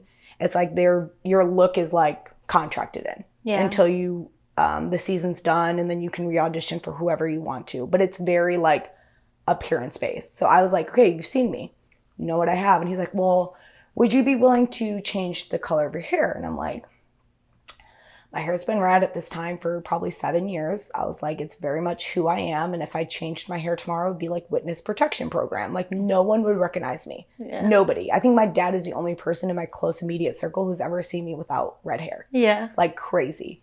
And he was like, okay, what about your tattoos? Are you willing to cover them? And I was like, I mean, I could, but it's a lot of makeup to, a lot of hours to work. Cause like those shows, it's like a 6-hour shift. So you go in there maybe 2 hours before, set up, you work the length of the concert or the game, which is, 3 hours. And then you break down and you go home. It's a quick day. So you're doing all that work for like a 4 hours to stand behind a bar for 4 hours, 3 hours and serve people. That's a lot.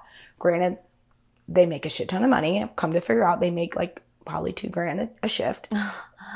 Yeah, they make crazy money, but they wouldn't hire me because the guy tried to get my look approved by their uppers because it's not his call, and they wouldn't approve me.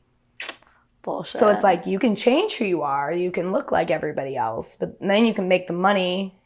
And it's like, I know my worth. I know I'm a good bartender, and I always told her I'm not going to change who I am to fit everybody else's mold. And that's kind of like what's helped me stand out, is everyone knows like, oh, that's Chyna. Yeah. Oh, here comes Chyna. I love that. Like everybody knows, like if I walk into a bar, like if anybody else has red hair, they're going to be called Chyna from a distance, and they're going to be like, oh, I'm so sorry. I thought you were our friend Chyna. Yeah. Like people all the time will be like, oh, I thought I saw you. Or they'll send me pictures of people with red hair at bars. Like, oh my God, I almost thought it was from you from behind. I'm like, that doesn't look anything like me. First of all, I'm offended. Second of all, no. You should know better. I'm not there right now. But no, it's crazy. Like now Nashville's starting to get a little bit like that too. Like our owner manager told us that recently she was told by our corporate people that they're not allowed to hire anybody like anymore. Hopefully it's not because of me, but like with colored hair like this. They don't want people like if they have like tattoos on their neck or like overly visible tattoos. They don't really want them tatted out anymore. I wonder why. It's because corporate America. A lot of the restaurants up there, I mean, there are like a couple, like we call them like, up there it's more like dive bars that'll have it, where like even down the street from us we have this one place that like it's like a college bar, and we have a big college, or I guess it's like a state school, but we have a big college like right next to our restaurant. So we'll get a couple of those, but we do so many craft cocktails. Like there's some cocktails on our menu that have 7 ingredients. So I'm doing a 7-bottle pull for one cocktail. If we go to like Stanford or like New York City, we were gagged because we just went on Saturday. We went to my boyfriend's cousin's birthday, and they rented out like this speakeasy room in a Bill's bar, and the mocktails there were $14. So for 3 mocktails, we literally spent $60. We were gagged. What? Gagged. I mean, they came in glasses and they had cute like like you're paying garnishes for the aesthetic. But baby, you're pouring a lemonade with like the lime juice and one other thing, and you're getting $15 out of this. And I'm doing a 7-bottle pour for $15. Show me one. There's one. I would say maybe arguably 2 or 3 times where I've ever hit in 7 years the volume that I've touched in Nashville. That's insane. In Vegas. That's insane. And that's like, okay, I opened Chaos Nightclub at the Palms. it was one of the biggest historical flops of Vegas of all times. I heard there's making a documentary about it, and I'm honestly very offended nobody called me about this.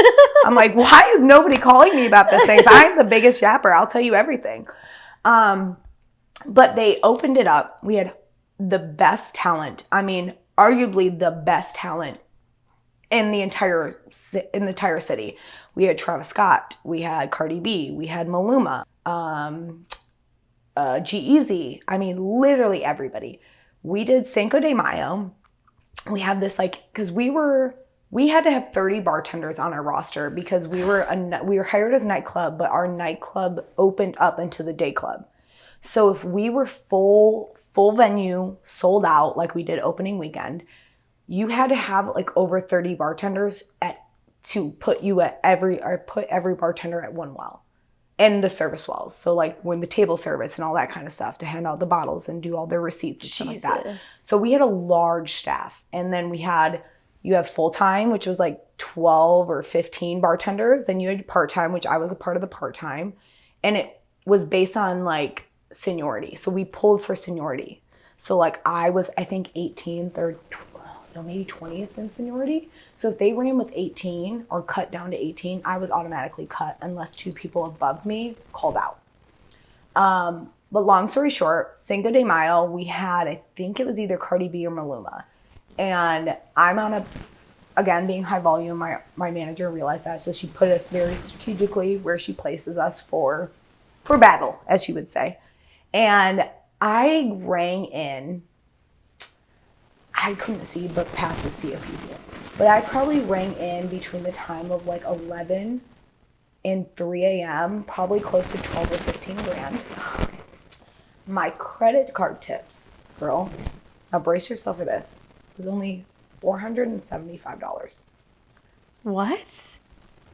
Because in Vegas, when you're paying $13 for a Corona and you're serving certain clientele, they don't want to tip you after that. We had souvenir cups. And again, this is Vegas. If you wanted a souvenir cup, 32 ounce, which obviously people were wanting to get because they didn't want to fight that crowd for the next 30 minutes to get another single drink, were $75. So if people ordered two of them, that's $150. Jesus Christ. Do you think these people, after waiting 30 minutes, were going to tip you after that? No. No, honey. So even after all of that, and you have all the entire bar, the entire nightclub full, and you have X amount of bartenders, plus we get tipped out from the cocktail waitresses based on their sales and their gratuity, I made $500. That's fucking brutal. And it's you deal with all that, and you deal with I get it. Yes, we selected this job. We are a tipped employee, and yes, tips are not to be expected. They should be appreciated. And I definitely agree on that. I did not come from a established family that had a lot of money, and I appreciate tips, especially coming from with the economy we have right now. But there is just a different level of serving 20 people in a row and getting zero on hundreds of dollars of alcohol that just really, it clicks something in your brain, and you're I don't ever want to look at another person for another week. Yeah. Screw people. You want 2 Hennessy shots. Okay, that's going to be $50. But I can put it in this souvenir cup and you can get 3 shots and that's $45. So let me help you. Yeah. And they're okay, yeah, I want to do that. I'm all right, well, I want a Hennessy margarita. I'm all right, well, do you like it more sweet or do you like more sour? I have strawberry puree. Do you want me? And I'm literally schmoozing these people for $2. I'm literally, do you want a straw test? Taking straws. Hey, is that okay? Because these are the people that literally I'll give them. If you make a standard margarita for that clientele, you're having half the clientele bitch about how it tastes. Yeah. And I'm this is not the energy that I want to deal with. That people coming up oh, it tastes like crap, or it's watery, or I don't taste the alcohol. I don't taste this, or I don't. And they're the people that will. Yeah. So I would straw test. I'm all right, take a straw and let them try it before I would sell it to them. Because I'm all right, I'm not having you come back in 5 minutes saying that you don't taste alcohol or it doesn't taste good. You agreed to it before you bought it. Mm-hmm. So I used to do that, and my managers and my other bartenders would laugh their ass off because people would line up for me because they're she makes really good margaritas. It's because I'm making it to what you want. Yeah.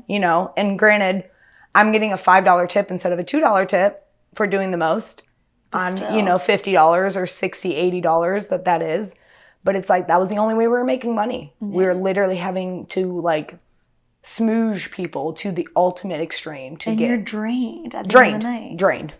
Drained and drunk. Drained and drunk. Because that's the only way we were getting through it. Yeah. Like, drained and drunk. Like, granted, that job was, like, me and, like I told you, those few girls that were, like, some of my best friends, we all worked there together. Mm-hmm. So we were in it together. Yeah. You know what I mean? Like, we all played our part. Like, I was good cop. The other two were bad cops. Like, they knew that Chyna was, like, the overly nice one. They would sit over there and schmooze, like, some of our regulars to get huge tips from them while I'm running the whole bar. Because everybody, you know, the people that they didn't want to deal with were actually tipping me. Yeah. And then they were making us some more money on the side. Mm-hmm. But it was like, oh, girl, that money was rough. Bro. Rough. That's like when we have like a DJ. We'll only do Halloween and Thanksgiving. Mm-hmm. Those are the only two because we agreed. Like, we've had Super Bowl parties. We've had like midsummer parties. We've done that whole thing. And we have a really big spot. Like, the restaurant started, it was 32 seats. Now it's 415. Yeah, because you said about 20 people. For like the venue if you have a full staff, right? Yeah. That's just like, that's only if there's like servers, bartenders, and like people on the floor, like runners. But that's still good. That's pretty big square footage if you have that many people in it. So many. But then on those nights where we have like those like big parties, we have 8 bartenders instead of 4. So like we're doubled, you know? So we can deal with the craft cocktail. That kind of makes sense. But those nights we don't. Like, those nights, pull the menus? Girl!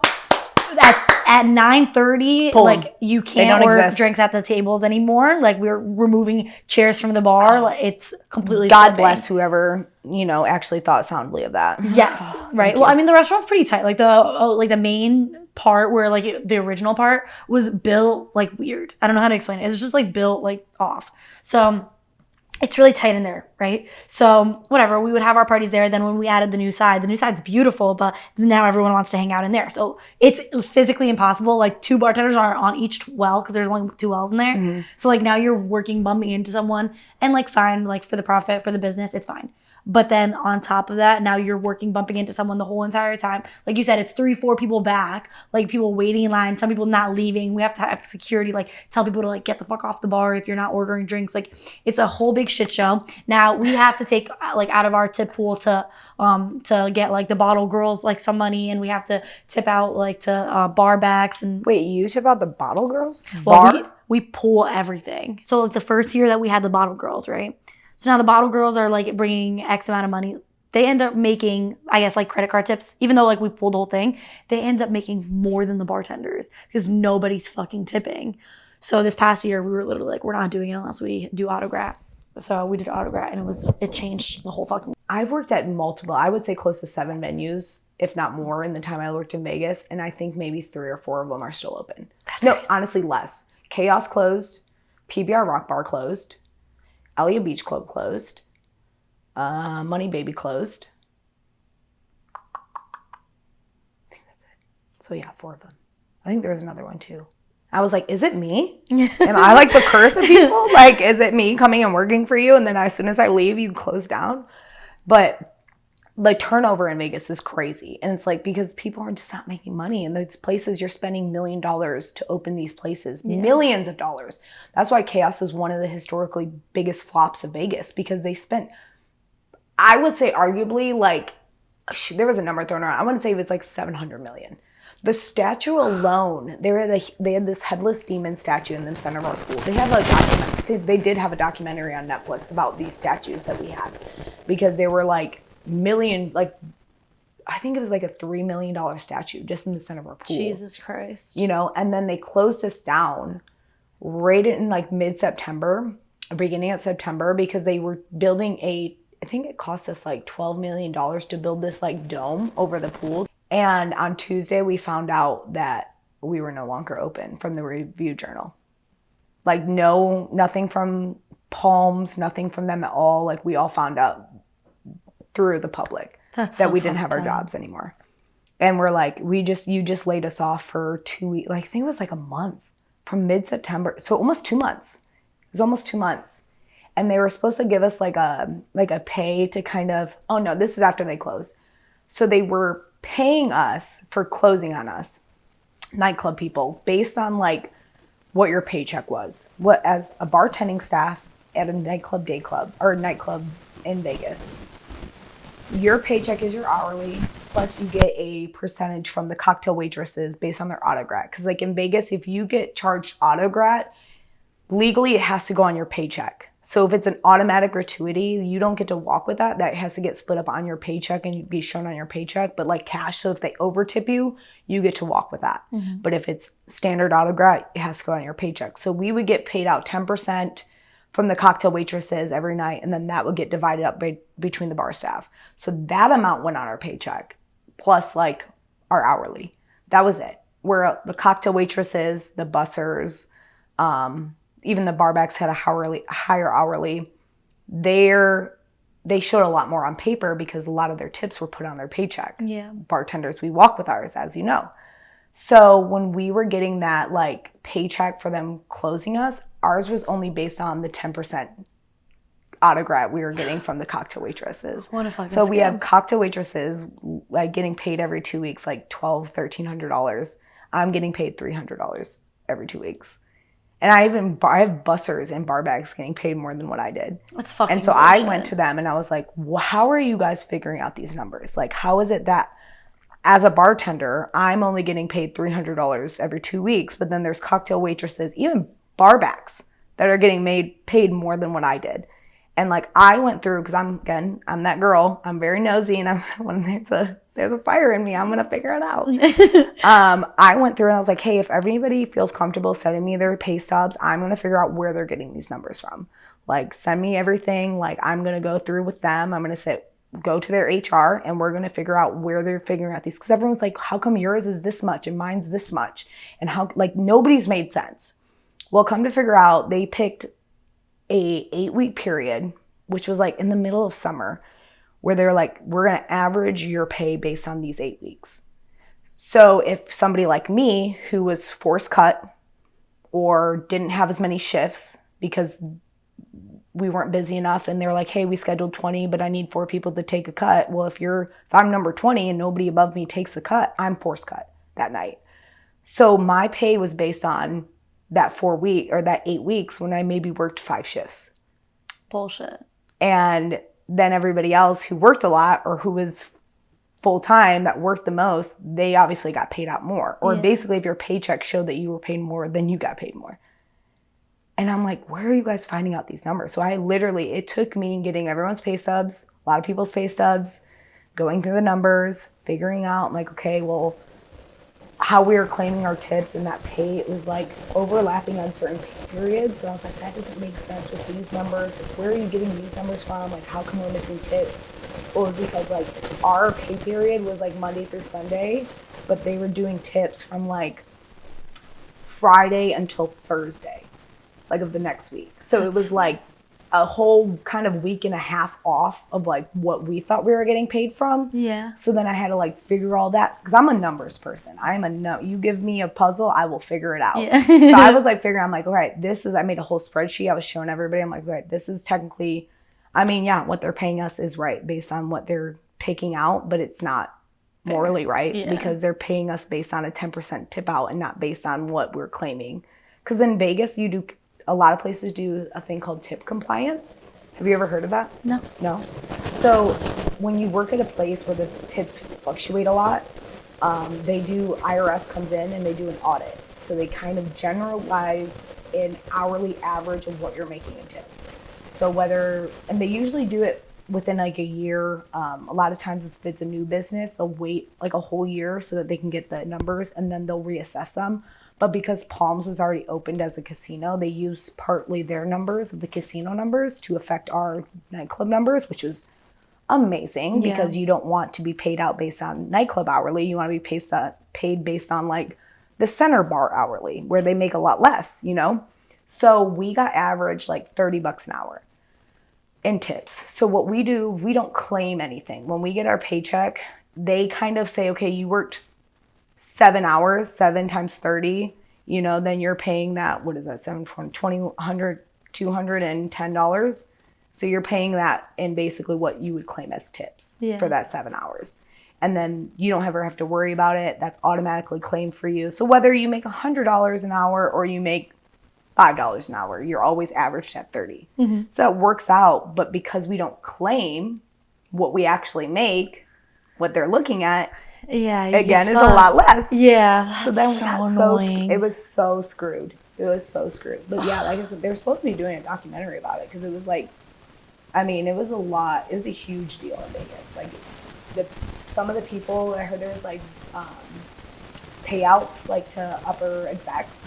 So like a lot of the people from Wynn left Wynn to open Chaos. That was when they were Shining and Toy, and they took a lot of talent from other nightclubs.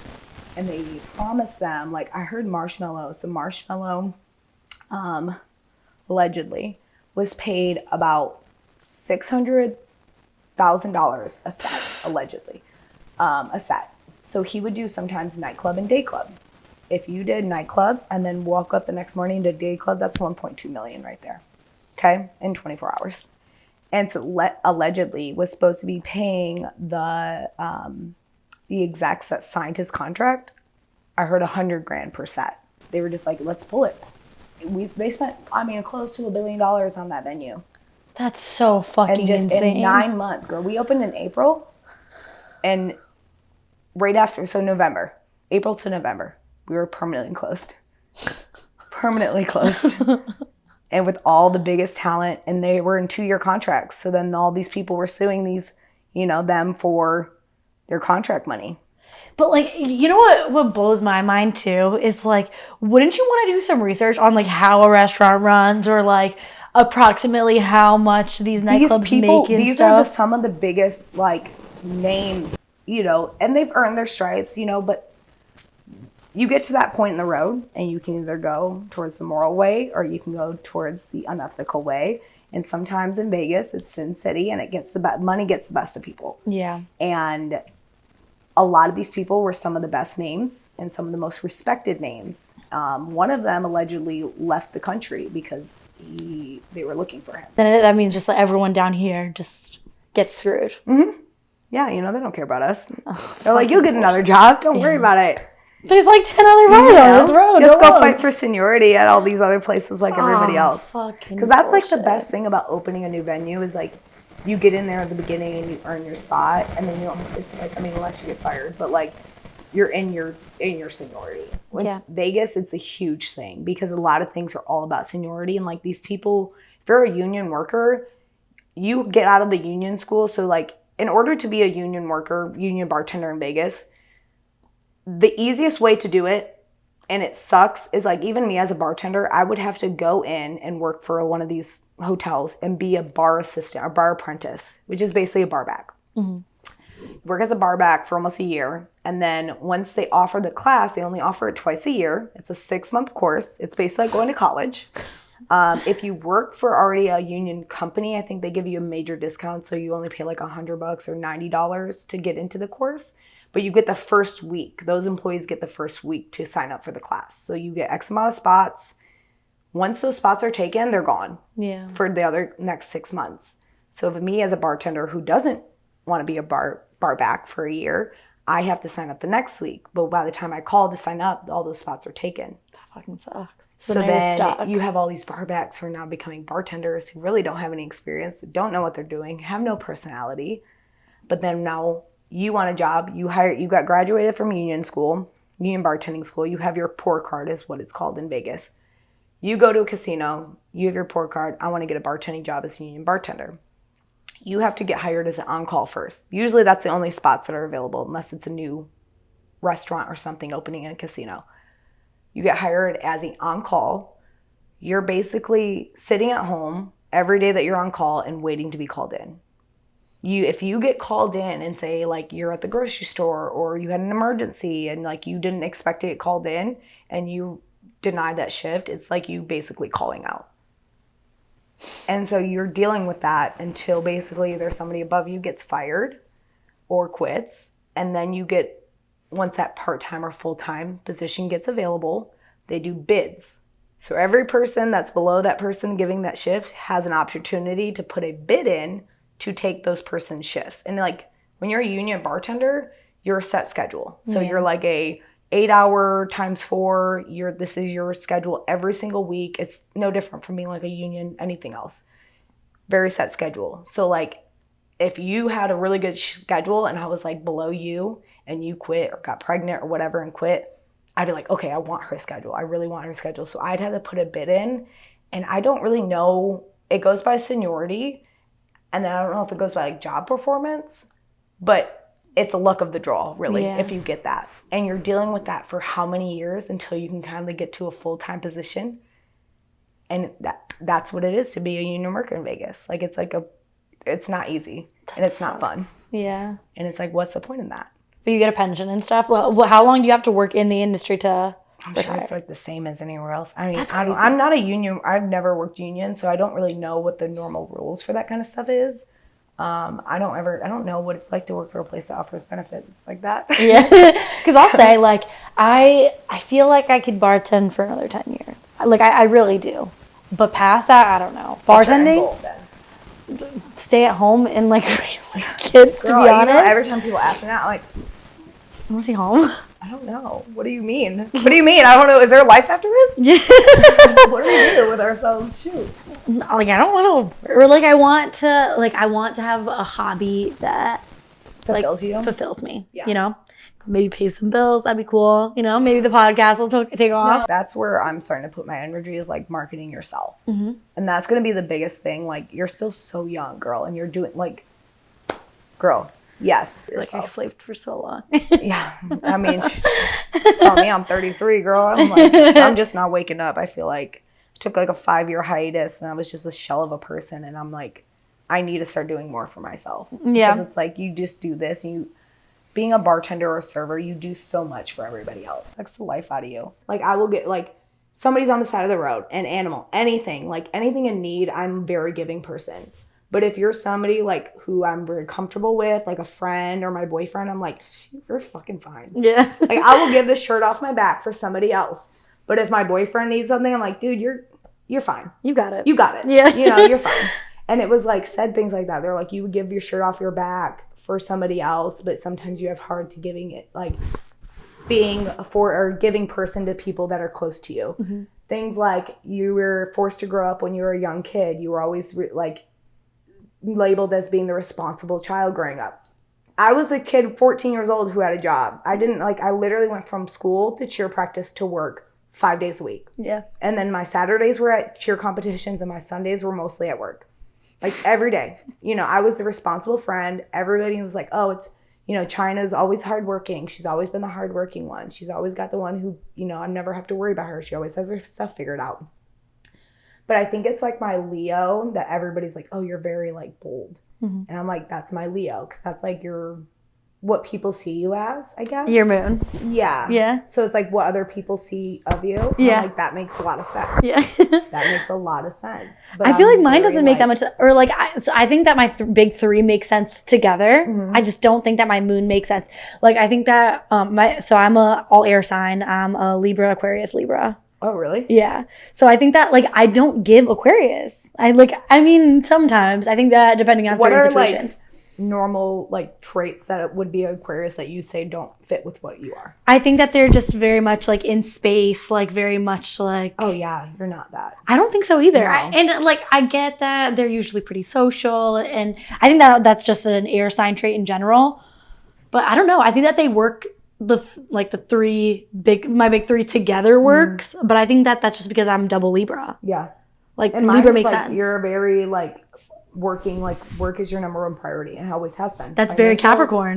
Financial security has always been my number one thing. Yeah. I don't care what I have to do. I don't care how much I have to work. I don't care how many hours and how many jobs I have to do, like, work to make my ends meet. I will do that. Mm-hmm. Like, because that's the only way I feel secure, is having fun. Because, like, growing up, my parents didn't have money. You know, how many times I've came home to, like, lights being turned off, or like my parents didn't give me lunch money. So either I worked and paid for my own lunch, or I shared a lunch and split a salad with my friend at school because they felt bad for me and would share their lunches with me. Yeah. And then I would go straight from school, if I didn't eat or did, to cheer practice and cheer for 2.5 hours, and then get picked up and go to work. Yeah. And then I'd go home and then finally eat. So it's like, I've always been conditioned to, like, go, and, like, what you need to do, things that are important now, and screw what you need and you focus on that later. Just do what's important now, which is money, making sure your bills are paid. So, like, I'm super, like, if I'm not making enough money, I'm probably going to look for another job. Yeah. Like even that's one of my toxic traits. My friend, she's like, oh, I work in Mount Juliet, which is like 20 minutes away. She's like, we're looking for extra bartenders. And I'm like, how much is it pay? I literally asked her, how much you making? Actually, tell me more. Yeah. Tell me more on my 2 days off. Let me see if I can squeeze more hours out of me and make some more money. Because that's my toxic trait. And that's what sucks about this industry is like you get so comfortable with the money that it's never enough. No. And it's like, I don't know how people leave this industry.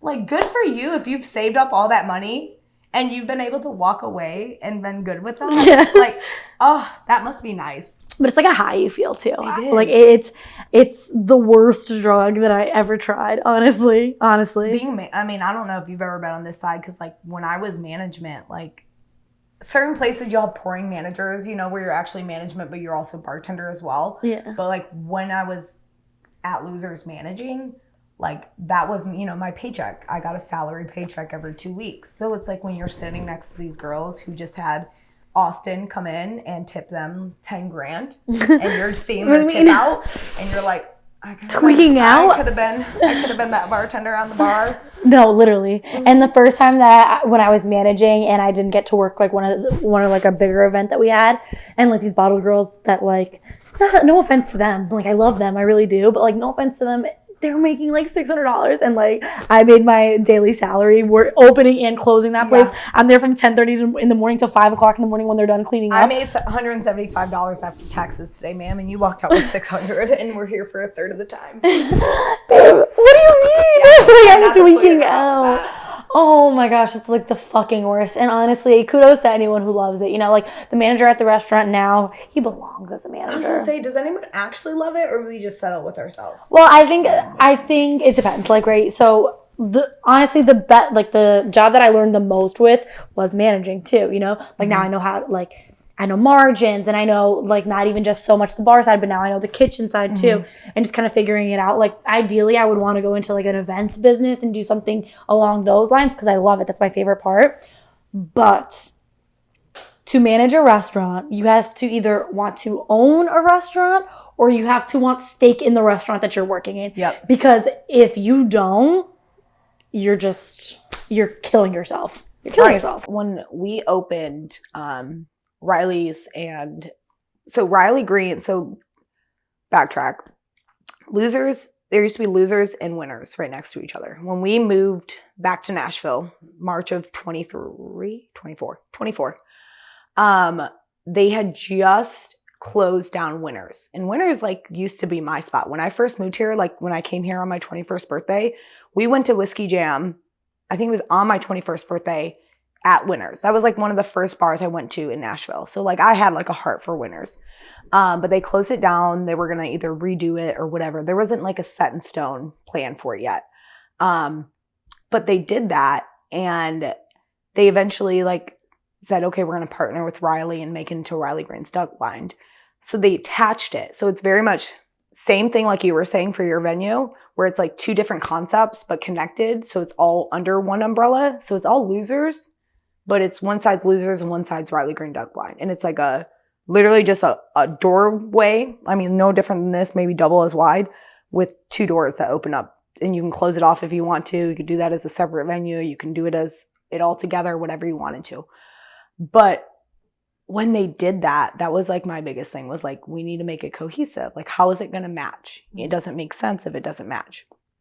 They don't care. Care. You know, they threw it all together, but that was like my biggest thing is like, okay, now we need to double the staff because we're not having, when it was Winners and Losers, it was two different managements. You had managers for Winners, you had managers for Losers. Now it's all Losers. So it was the same 4 managers running 2 venues. Yeah. And we had 20 some bartenders. So I was still doing all the schedule for all the different bars, making sure they were all scheduled, making sure everyone's schedules made sense. Everyone was happy. Everyone was getting the shifts that they, you know, not necessarily wanted, but deserved. But running that, like I was the only female sometimes on a Friday and Saturday night closing with like 12, 13 bartenders doing all their closeouts. Cause like you would close down one bar. So it's like kind of like if you walk into Losers, I'm sure you'll probably go when you're here because it's one of the more nostalgic places of Nashville.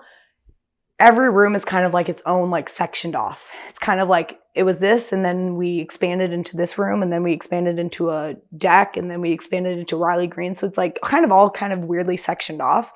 So if when it's slow or at a certain time of the night, we'll shut down the big patio, and then we'll shut down little patio, and we'll just keep main. So it's like certain parts of the night I'm cutting bars where I'm doing cash outs and having to go upstairs and do this cash out and get this person's done, cut this person, check this person's bar. Now I'm getting called at the front door because there's a frat boy who can't get in because he's drunk and now he's trying to cause a scene.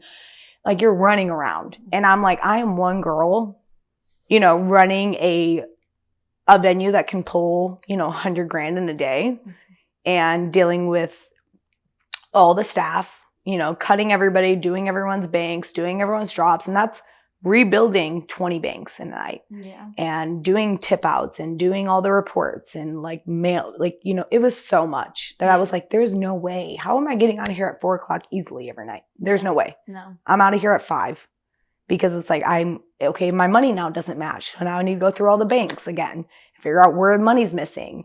And it was just so much with that much staff. Bro, brutal. You need 2 managements. Yeah.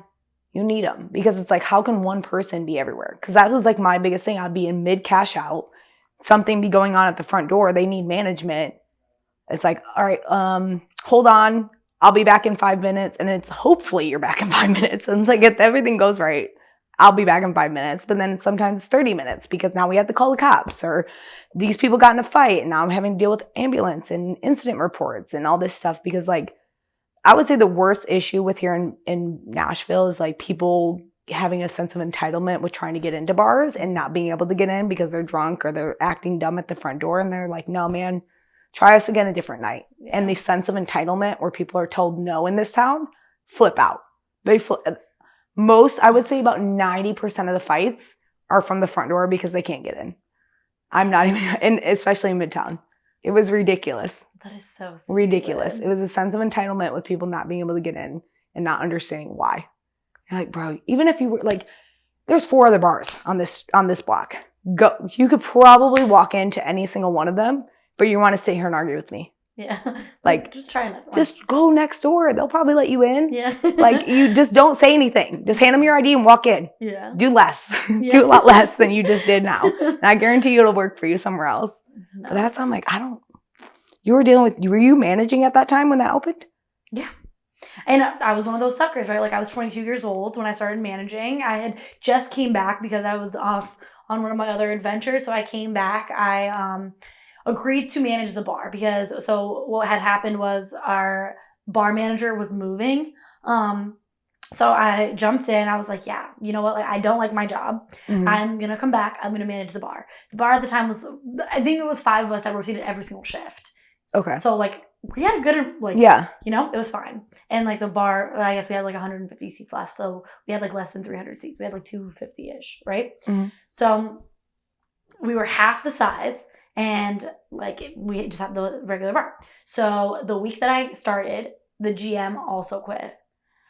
So it started with, can you do the schedule? Can you handle the parties? Ooh, can you handle the front? Can you handle this? Can you handle that? More and more and more and more. And like, how do you say no, right? Because now I'm presented this great opportunity that I'm going to learn so much and I'm going to get all these different experiences that are going to help me for my future. And you're such a hard worker and you got it. We appreciate you. You know, you're a rock star. We love you. Just it's literally love bombing, right? No, in a management aspect. Yes, instead of a relationship, it's your toxic relationship, but it's love bombing from like upper management and ownership. Literally. So I'm just like, yeah, no, I got it. So I got it to everything until like now I'm doing everything and I'm getting paid the same. We eventually negotiate my salary.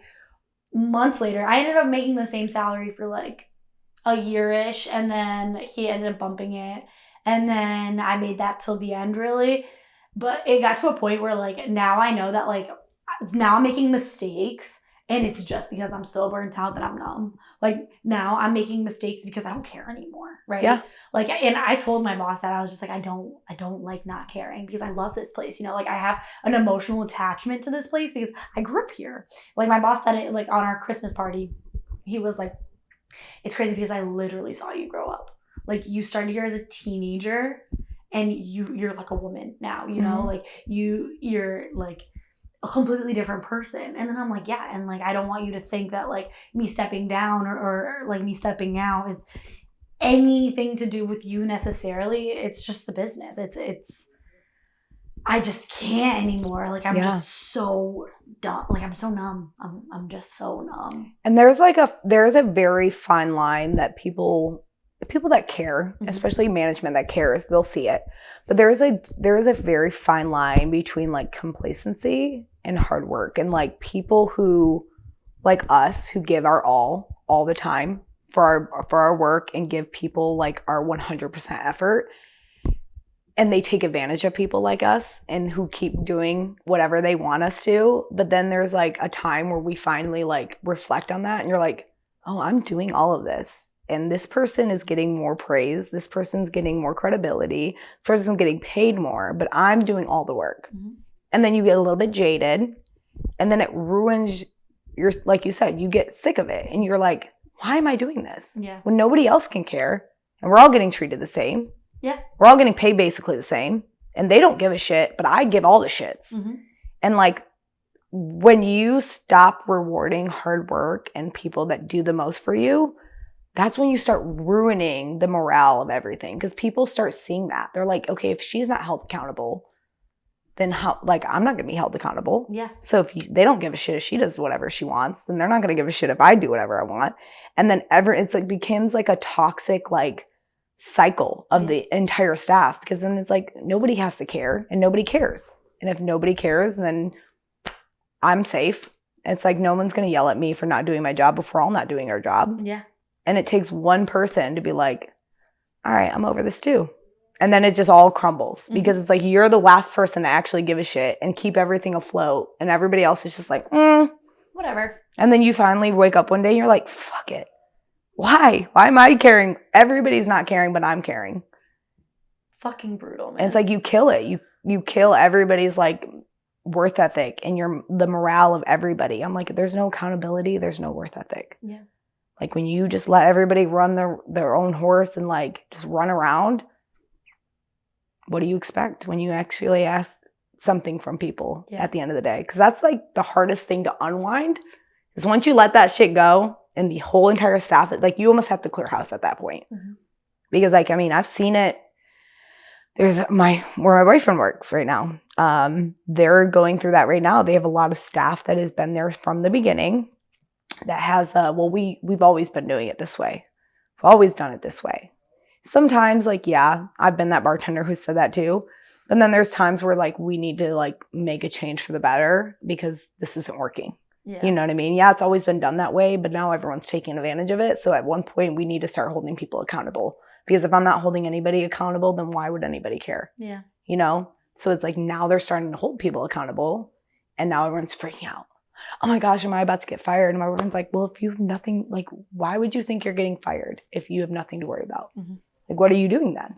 There's so many people that are like so comfortable in their position that they're like, oh, I don't care. Yeah. Like, oh, I have to go pour test. I don't need to do that. Like, no one, if I don't do it this week, no one's going to say anything to me. I haven't pour tested in 3 weeks. So what are they going to say? They haven't said anything to me for 3 weeks. And then it takes a new manager that comes in and holds that one person accountable. Now that new management's a bad person. Yeah. They're like, oh, fuck that new management. Like they're ruining everything. It's like, no, they're just actually keeping you guys responsible for your job for once in your life. No, but that was like the biggest thing when I stepped down too, is that this new manager, he's super passionate about restaurants. He wants to own a restaurant. He's always wanted that. That's like always been his like dream, right?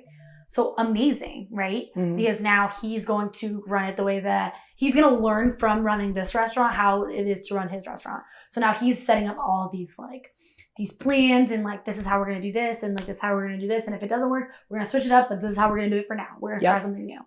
And I remember everyone coming up to me and being like, he sucks, like he's so annoying, like blah, blah, blah. Like that's like our mini boss. Like he's just like so, oh my God, whatever. And then I was like, I just want you guys to know that you complaining to me is doing absolutely nothing for me, except for like actually making me mad at you. Because if I had held you guys accountable the way that they wanted me to, and that I didn't burn myself out, like doing it for you guys more than I was doing it for myself, this would have never fucking happened. You know what I mean? And then I would have been the bitch. I would have been the mini boss. I would have been like the bad guy in the situation. Mm-hmm. But the fact that I let myself go under to get you guys to be in a place that like you were good, just to hope that you guys were just going to do your fucking jobs. And now you're mad that like you're getting told to do your job. Crazy. It's wild. Crazy. It's wild. Especially like, you know, we've had the eyes of going from back and forth between management and our job, that we see both sides. Yeah. We can see it. And that's why it's like, you know, it's like literally having different visions. Mm-hmm. Like, because you see things on a way of being like, okay, I get where you're coming from, because you probably have people above you telling you to do this.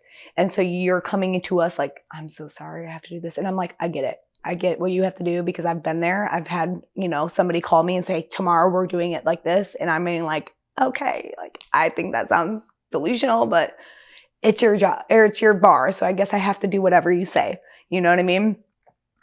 So going from both sides, you definitely see both perspectives. And then going from management back to bartending and stepping yourself down, you're just like, y'all need to chill out. Yeah. You guys have it good. Yeah. You guys have no idea the amount of hours that we're putting in, the amount of phone calls we have to take, the amount of like stressful text messages we wake up to on our days off, you know, and then it throws your whole day off, because now you're like, oh, well, so-and-so just got fired. So now I need to go through all these resumes again and try to find someone to replace it. And there goes your whole day. Yeah. You know what I mean? There goes your day off, because now you're looking for a new employee because so-and-so got fired. And it's like, cool. And now you're going to schedule 10 interviews. And that's another thing that people don't talk about. You're going to schedule 10 interviews and 2 of them are going to show up.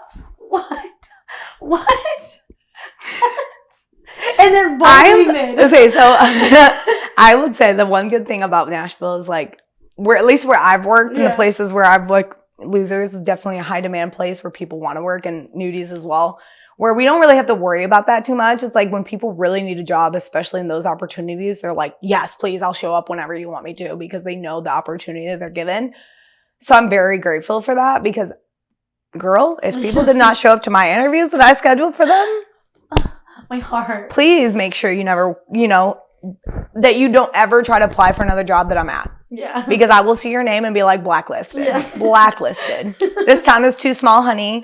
Like, I will see you somewhere. I will find you somewhere. You know what's so funny? So I remember like this one interview that I had that like I had looked her up on social media, because not like we don't hire based on looks and stuff, but at the end we all look.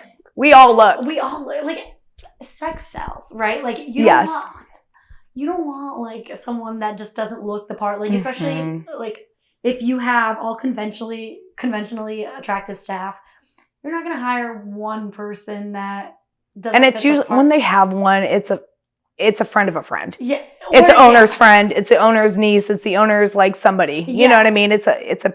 But if it's like from the outside and like we're looking, you know, and I hate to say that, but at the end of the day, it's true. It really is.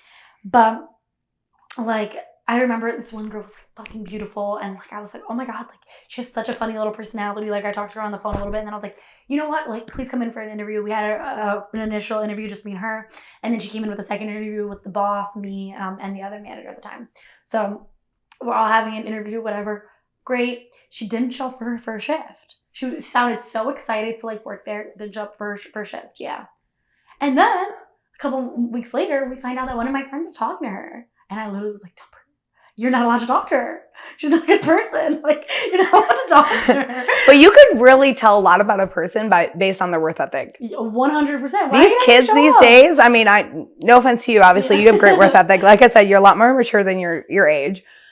But these kids don't have work ethic anymore. No. They don't want to work. Nobody wants to work anymore. Like, they all want to sit on TikTok and make money. And I get it. Like, trust me, if I could do that and get paid what I do as a bartender, just sit at home, 100% would do it. Done. If TikTok was a thing when I was in high school, I would probably, be comfortably sitting somewhere. I'm really upset with myself that technology did not, was not in the right place at the right time in my life, But like, these kids don't want to work. They all just want to complain about things. Everyone's like, the grass is always greener. on the other side, and I get that. Like, I've had that mentality. Look, when I moved to Vegas, I thought Vegas was going to be this, great opportunity, way better money, all this stuff.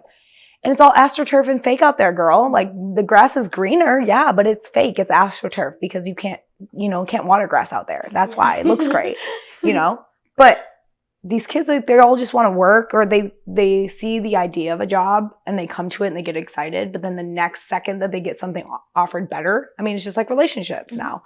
They get a better opportunity, they're gone on to the next thing. Yeah. And it's like nobody has like integrity anymore. Nobody has pride in their job. Nobody has like loyalty to their job. Like me, I get anxiety. If I have to ask for time off. Oh yeah, no, my heart's racing. I will wait till that 2-week part. I will know for 4 months. But I will have the most anxiety putting in that time off request, and I will wait until that literally the deadline of that 2-week period and be like, so sorry, I'm going out of town. Put me on every day other than these 2 days. Yeah. So sorry. Again, sorry. Like apologizing 1,000 times for just taking a day off. And it's like, these kids, they don't care. They'll just like, oh, I don't want to work. Can you give me more shifts? I need more shifts. I need more hours. I can't pay my bills. I have $10 in my bank account. I have no idea how I'm even paying for parking. But actually, can I first cut? Can I take the first cut? It makes no sense to me. It makes no sense to me. And like, there's people who hit me up about jobs, right? Who I've worked with before. And like, get me wrong, love you as a person. Love you as a person. Hang out with you outside of work all day long.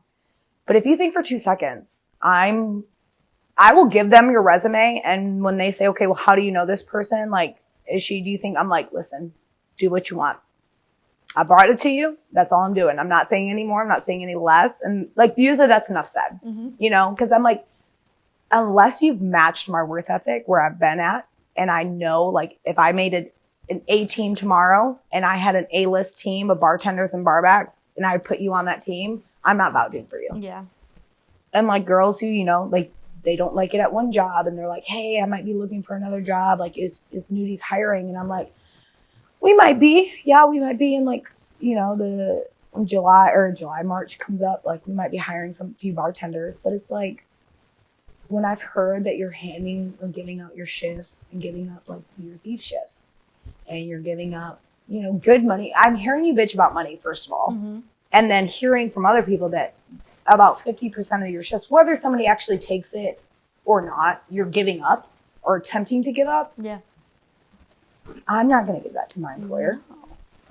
Especially being we're in the position that she's been in before with scheduling. And like, I don't want to have to deal with the stress of like that person that I got hired giving up their shifts all the time and them calling me like, Sarah, give up her shift again. Like, I need you. Can you come in and fill in because she's supposedly sick and can't come in and now she's going to urgent care. Like, no.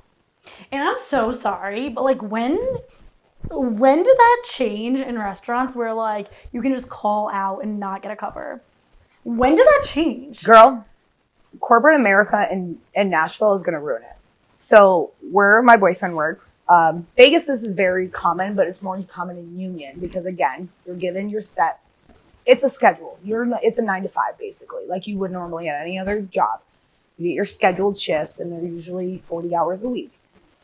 But like for example, my friend was a union worker. She always was scheduled on Tuesdays. So she didn't want to work a Tuesday or was on vacation. She had to put PTO in for union. So it's like, if those people just don't want to show up to their shifts, they can call out and it's like a point system. Have you ever heard of a point system? Yeah. So it's like you get X amount of points in a 6-month period or a year period. And like calling out is like 2 points. And then like showing up late might be a half a point. Or asking to leave early might be a point. Or like taking the early cut is like a point. And where he works, they work with the point system. And there's so many and I'm like, you can't, in Nashville, especially when you're not union, you can't do that. Yeah. Because there's been times me and my boyfriend were very hardworking people. Because again, we've been on our side.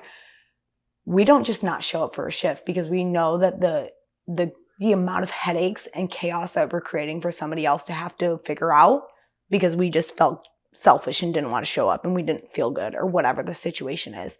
That creates so much issues for somebody else to deal with, and I don't have the energy to put that anxiety on somebody. But like these kids are like, I try to give up my shift for Sunday, and it's like, that one person and my boyfriend on the bar. That's only 2 people. I can't give it up, so no one will take it, so I'm just not going to show up. I'm just going to take the points and not come in. Crazy. And they have that option because they get 12 points or 6, points in a 6-month period, or they fall off after a year. So it's like these people know, like, oh, I can just not show up and I'm not going to get fired for it. I'm just going to take the points and then eat it. Yeah. How do you expect your employees to act that way? Yeah. Like in a responsible sense, in an ethical sense, if you're giving them the rope to hang themselves. Yeah. Like you're literally causing this issue for themselves. And that's what, like, why I said they're starting to really open their eyes to that stuff and hold these employees accountable. And Rob's like, this is normal. Like, this is what they should have been doing. Mm-hmm. But then all these older employees who have been there for like 6-7 years are like, oh my God, this is crazy. Like, I can't believe they're changing all this. And, oh, I can't believe they're, taking these schedules away. Or I've always been on weekend nights and now I'm not on nights anymore and I'm during the day. And like, how come? It's like, how about you look at yourself in the mirror for a second and ask yourself, if I were on the other side, what would be my reasoning? Yeah. And usually just doing that alone will literally answer your question. No, literally. If you have a little bit of like self, like that, you can look at yourself and be like, all right, this is what I'm doing wrong. You can really truly reflect on yourself and be honest and say, okay, I could probably work on this and I could probably be on time a little bit more. And I've been doing this a lot or I've been doing that a lot. You can always look at it and be like, this is where I'm screwing up. Yeah. You're dumb. You're blind if you can't. Seriously. And like people love to bitch about it and play the victim. But I'm like, yo, you know what you're doing. And like that, that other person that was telling you about that was like, oh, I might be looking for another job. Like, reach out to your coworker. Same girl is giving up her shifts all the time. And I'm like, what? You literally got a second life where she's working because she thought she was basically fired. They just didn't schedule her. And they said, well, if you don't like your schedule, like we'll schedule a meeting. We can talk about it. Mm-hmm. But they just didn't put her on a schedule. So I thought when she reached out to me that she was like literally fired. And she was like, oh, like they just didn't put me on the schedule. Well, I wasn't thinking like her schedule she has right now was still out and she was still on that schedule. So she's like, I think I'm fired. Do you think you can put in a good word for me at Nudies? And Rob, they do this meeting and she goes to the meeting and I was like, so is she not fired? And he's like, I don't think she's fired. I'm like, how is she not fired? And I thought she said she didn't get scheduled. She's like, well, I guess she just had to talk to them, but like, she's at work today. I'm like, how awkward is that to like literally get your schedule and not be scheduled for the next like week or two and then still show up for your shift that night? I'm not even embarrassed. I'd be embarrassed and awkward, like super freaking awkward. But then she gets her, she, I guess, crosses that bridge and she's good, I guess, now-ish. And then my boyfriend tells me, I think, was it yesterday? Yesterday was Sunday? He goes, yeah. He texts me, he's like, oh, someone's trying to give up their shift tonight. Do you think I should take it? He's already at work. And he's like, it's dead. I think they made $85 yesterday morning. And they were there from like 10 a.m. until 7. Their shift is done at 7. So by the time they're home, it's like 8. And he made $85. So he is telling me, and the person who's giving up the shift is the girl. And I'm like, again, how many lives do you have, girl? You're not a cat. How many shifts? How many shifts are you going to try to give up until you're just and you're going to play dumb and act like that you don't know why? Like, girl, I don't even work with you and I see why. And I know why. Yeah. Like, it's very obvious, girl. Like, open your eyes. And like because I knew more of the reason why she was potentially going to be let go. So me and Rob talk about it. Like, we fill each other in on the teas at work. And I was like, like, I like her. She is a great bartender. But I'm like, I'm not going to give her to Eli if she's just giving up all her shifts because, like, we have such a small staff. Like, we don't have the room for that. I work Tuesday morning. I'm by myself. If someone's sick, like the last time a girl was sick, I got a call at 9 a.m. saying, is there any way that you can come in? Everybody else is sleeping. And I'm like, you're lucky I literally just got done with my nail appointment, but I'm 45 minutes away. So I'm going to have to drive back and like literally go home, change and get right there. So I might be like there at 10 or 11 or 10:30. But yeah, like, because we don't have someone to show up. It's like everybody else sleeping. We don't have on calls. We don't have any of that. Yeah. We keep it very close knit so that way we can keep the money within and not have to like overextend it. Yeah. But I can't bring in somebody like that into our mix and then have to deal with you trying to like send out messages every other shift asking, can anyone pick up my shift last minute? And it's because, girl, I see you out drinking. Yeah. You're outside having a good time. Girl, go, you know what I mean? Go do your thing. But like, don't be on social media posting that you're out drinking with your friends for a birthday when you're supposed to be working 4 hours. Yeah, fuck. It's the worst. What are we doing? Yeah. Like, people think that nobody sees that stuff and nobody says anything secretly behind your back. You know what's so funny is, like, I would be embarrassed, right? Like, I would not, like... Close friends. Learn how to use that. Please. And, like, keep, like, 20 people that you Finsta. trust. Finsta. That you trust. Snapchat. Because Yeah. I feel like, do you use Snapchat? Like, occasionally, like, for my family and stuff. I still never use that. Oh, really? Yeah. It's like one of those things where I'm like, you're in your 20s if you're still use Snapchat. You know what my thing is, too, is that, like, all of my memories, like, I think it was 2015 when they had started memories and stuff. So, like, that's me in high school. That's why I keep mine is only for the old Snapchats. Yeah. I've not physically used, like, taken anything on Snapchat in probably 4 years. Yeah. But I only keep it on my app, on my phone for the memories. Because that's the only good part about it. So I agree with that. But, like, I'm like, when little kids, have you ever had that yet? Oh, you have a boyfriend too. But have you ever had that when a guy comes up to you and shows you their, like, Snapchat QR thing and, like, wants you to add them? No, but that's just because I feel like in Danbury it's, like, so small too, and I don't really, like, I don't branch off too much. Okay. And even before him, I was in another long-term relationship, so, like, oh, okay. I think it was, like, difficult for me in that sense, but no, but I know what you're talking about, like, the QR. I've had boys at the bars, like, I'm like, honey, you were born after 2000. Yeah. I don't, honey, I literally graduated high school, like, 15 years ago, and you just graduated last year. Yeah. Like, what are you doing? Like, oh, honey, you're embarrassing yourself. Put it down. Put it down. 2014? 11. Oh, 11, okay. I got 2011. Oh, shit, okay. Shit, how many years ago was that? So that is 15 years ago. Yeah. Does anybody do high school reunions anymore? You guys didn't? No. Oh, no, I mean, you're not really in Michigan, though. Yeah, but I didn't even hear anything about it. Oh, really? No, never. You better have a reunion for me. I want to go to my reunion. I mean, I think it'd be fun. I would definitely go. I don't think, like, the year after was the year after COVID. Like, our 10-year was 2021. Oh, okay. So maybe that was, like, a weird, but, like, I think there's a Facebook group for, like, our class. Mm-hmm. But nobody, I don't think do people still do that? Is that a thing? So my friend last year had his 10-year reunion. But they did it at, like, this brewery in Danbury. Maybe like, just nobody invites me. Yeah. That could be a thing. You know, that could be a thing. No, I'm kind of used to that now at this time. Like, those nosy people that, like, want to know everyone's whereabouts. You know what I mean? So, like, I think that I'm pretty loud about my whereabouts, though. I think everybody who wants to know where I'm at will find me. We'll find you. Yeah. You know, I'm not like that name that's, like, super, like, oh, what was her name again? Oh, no, you remember. Yeah. They're like, oh, Chyna? Yeah. Like, I've seen her, like, 100 times. She's in Nashville or she's in Vegas or something. She's somewhere. Yeah. She's somewhere. She still has right hair, right? Yeah. But no, like, that's crazy. Oh, but Chyna, I'm gonna wrap it here. But thank you so much for coming on. Yes, thank you so much for having me. This is so fun. This is so fun. Yeah, you should definitely, like, now that we'll find mutual people, and then I'll just send them all your way because, like, this is fun. Yeah, I love this. I love this. Oh, thank you so much for having me. Thank you.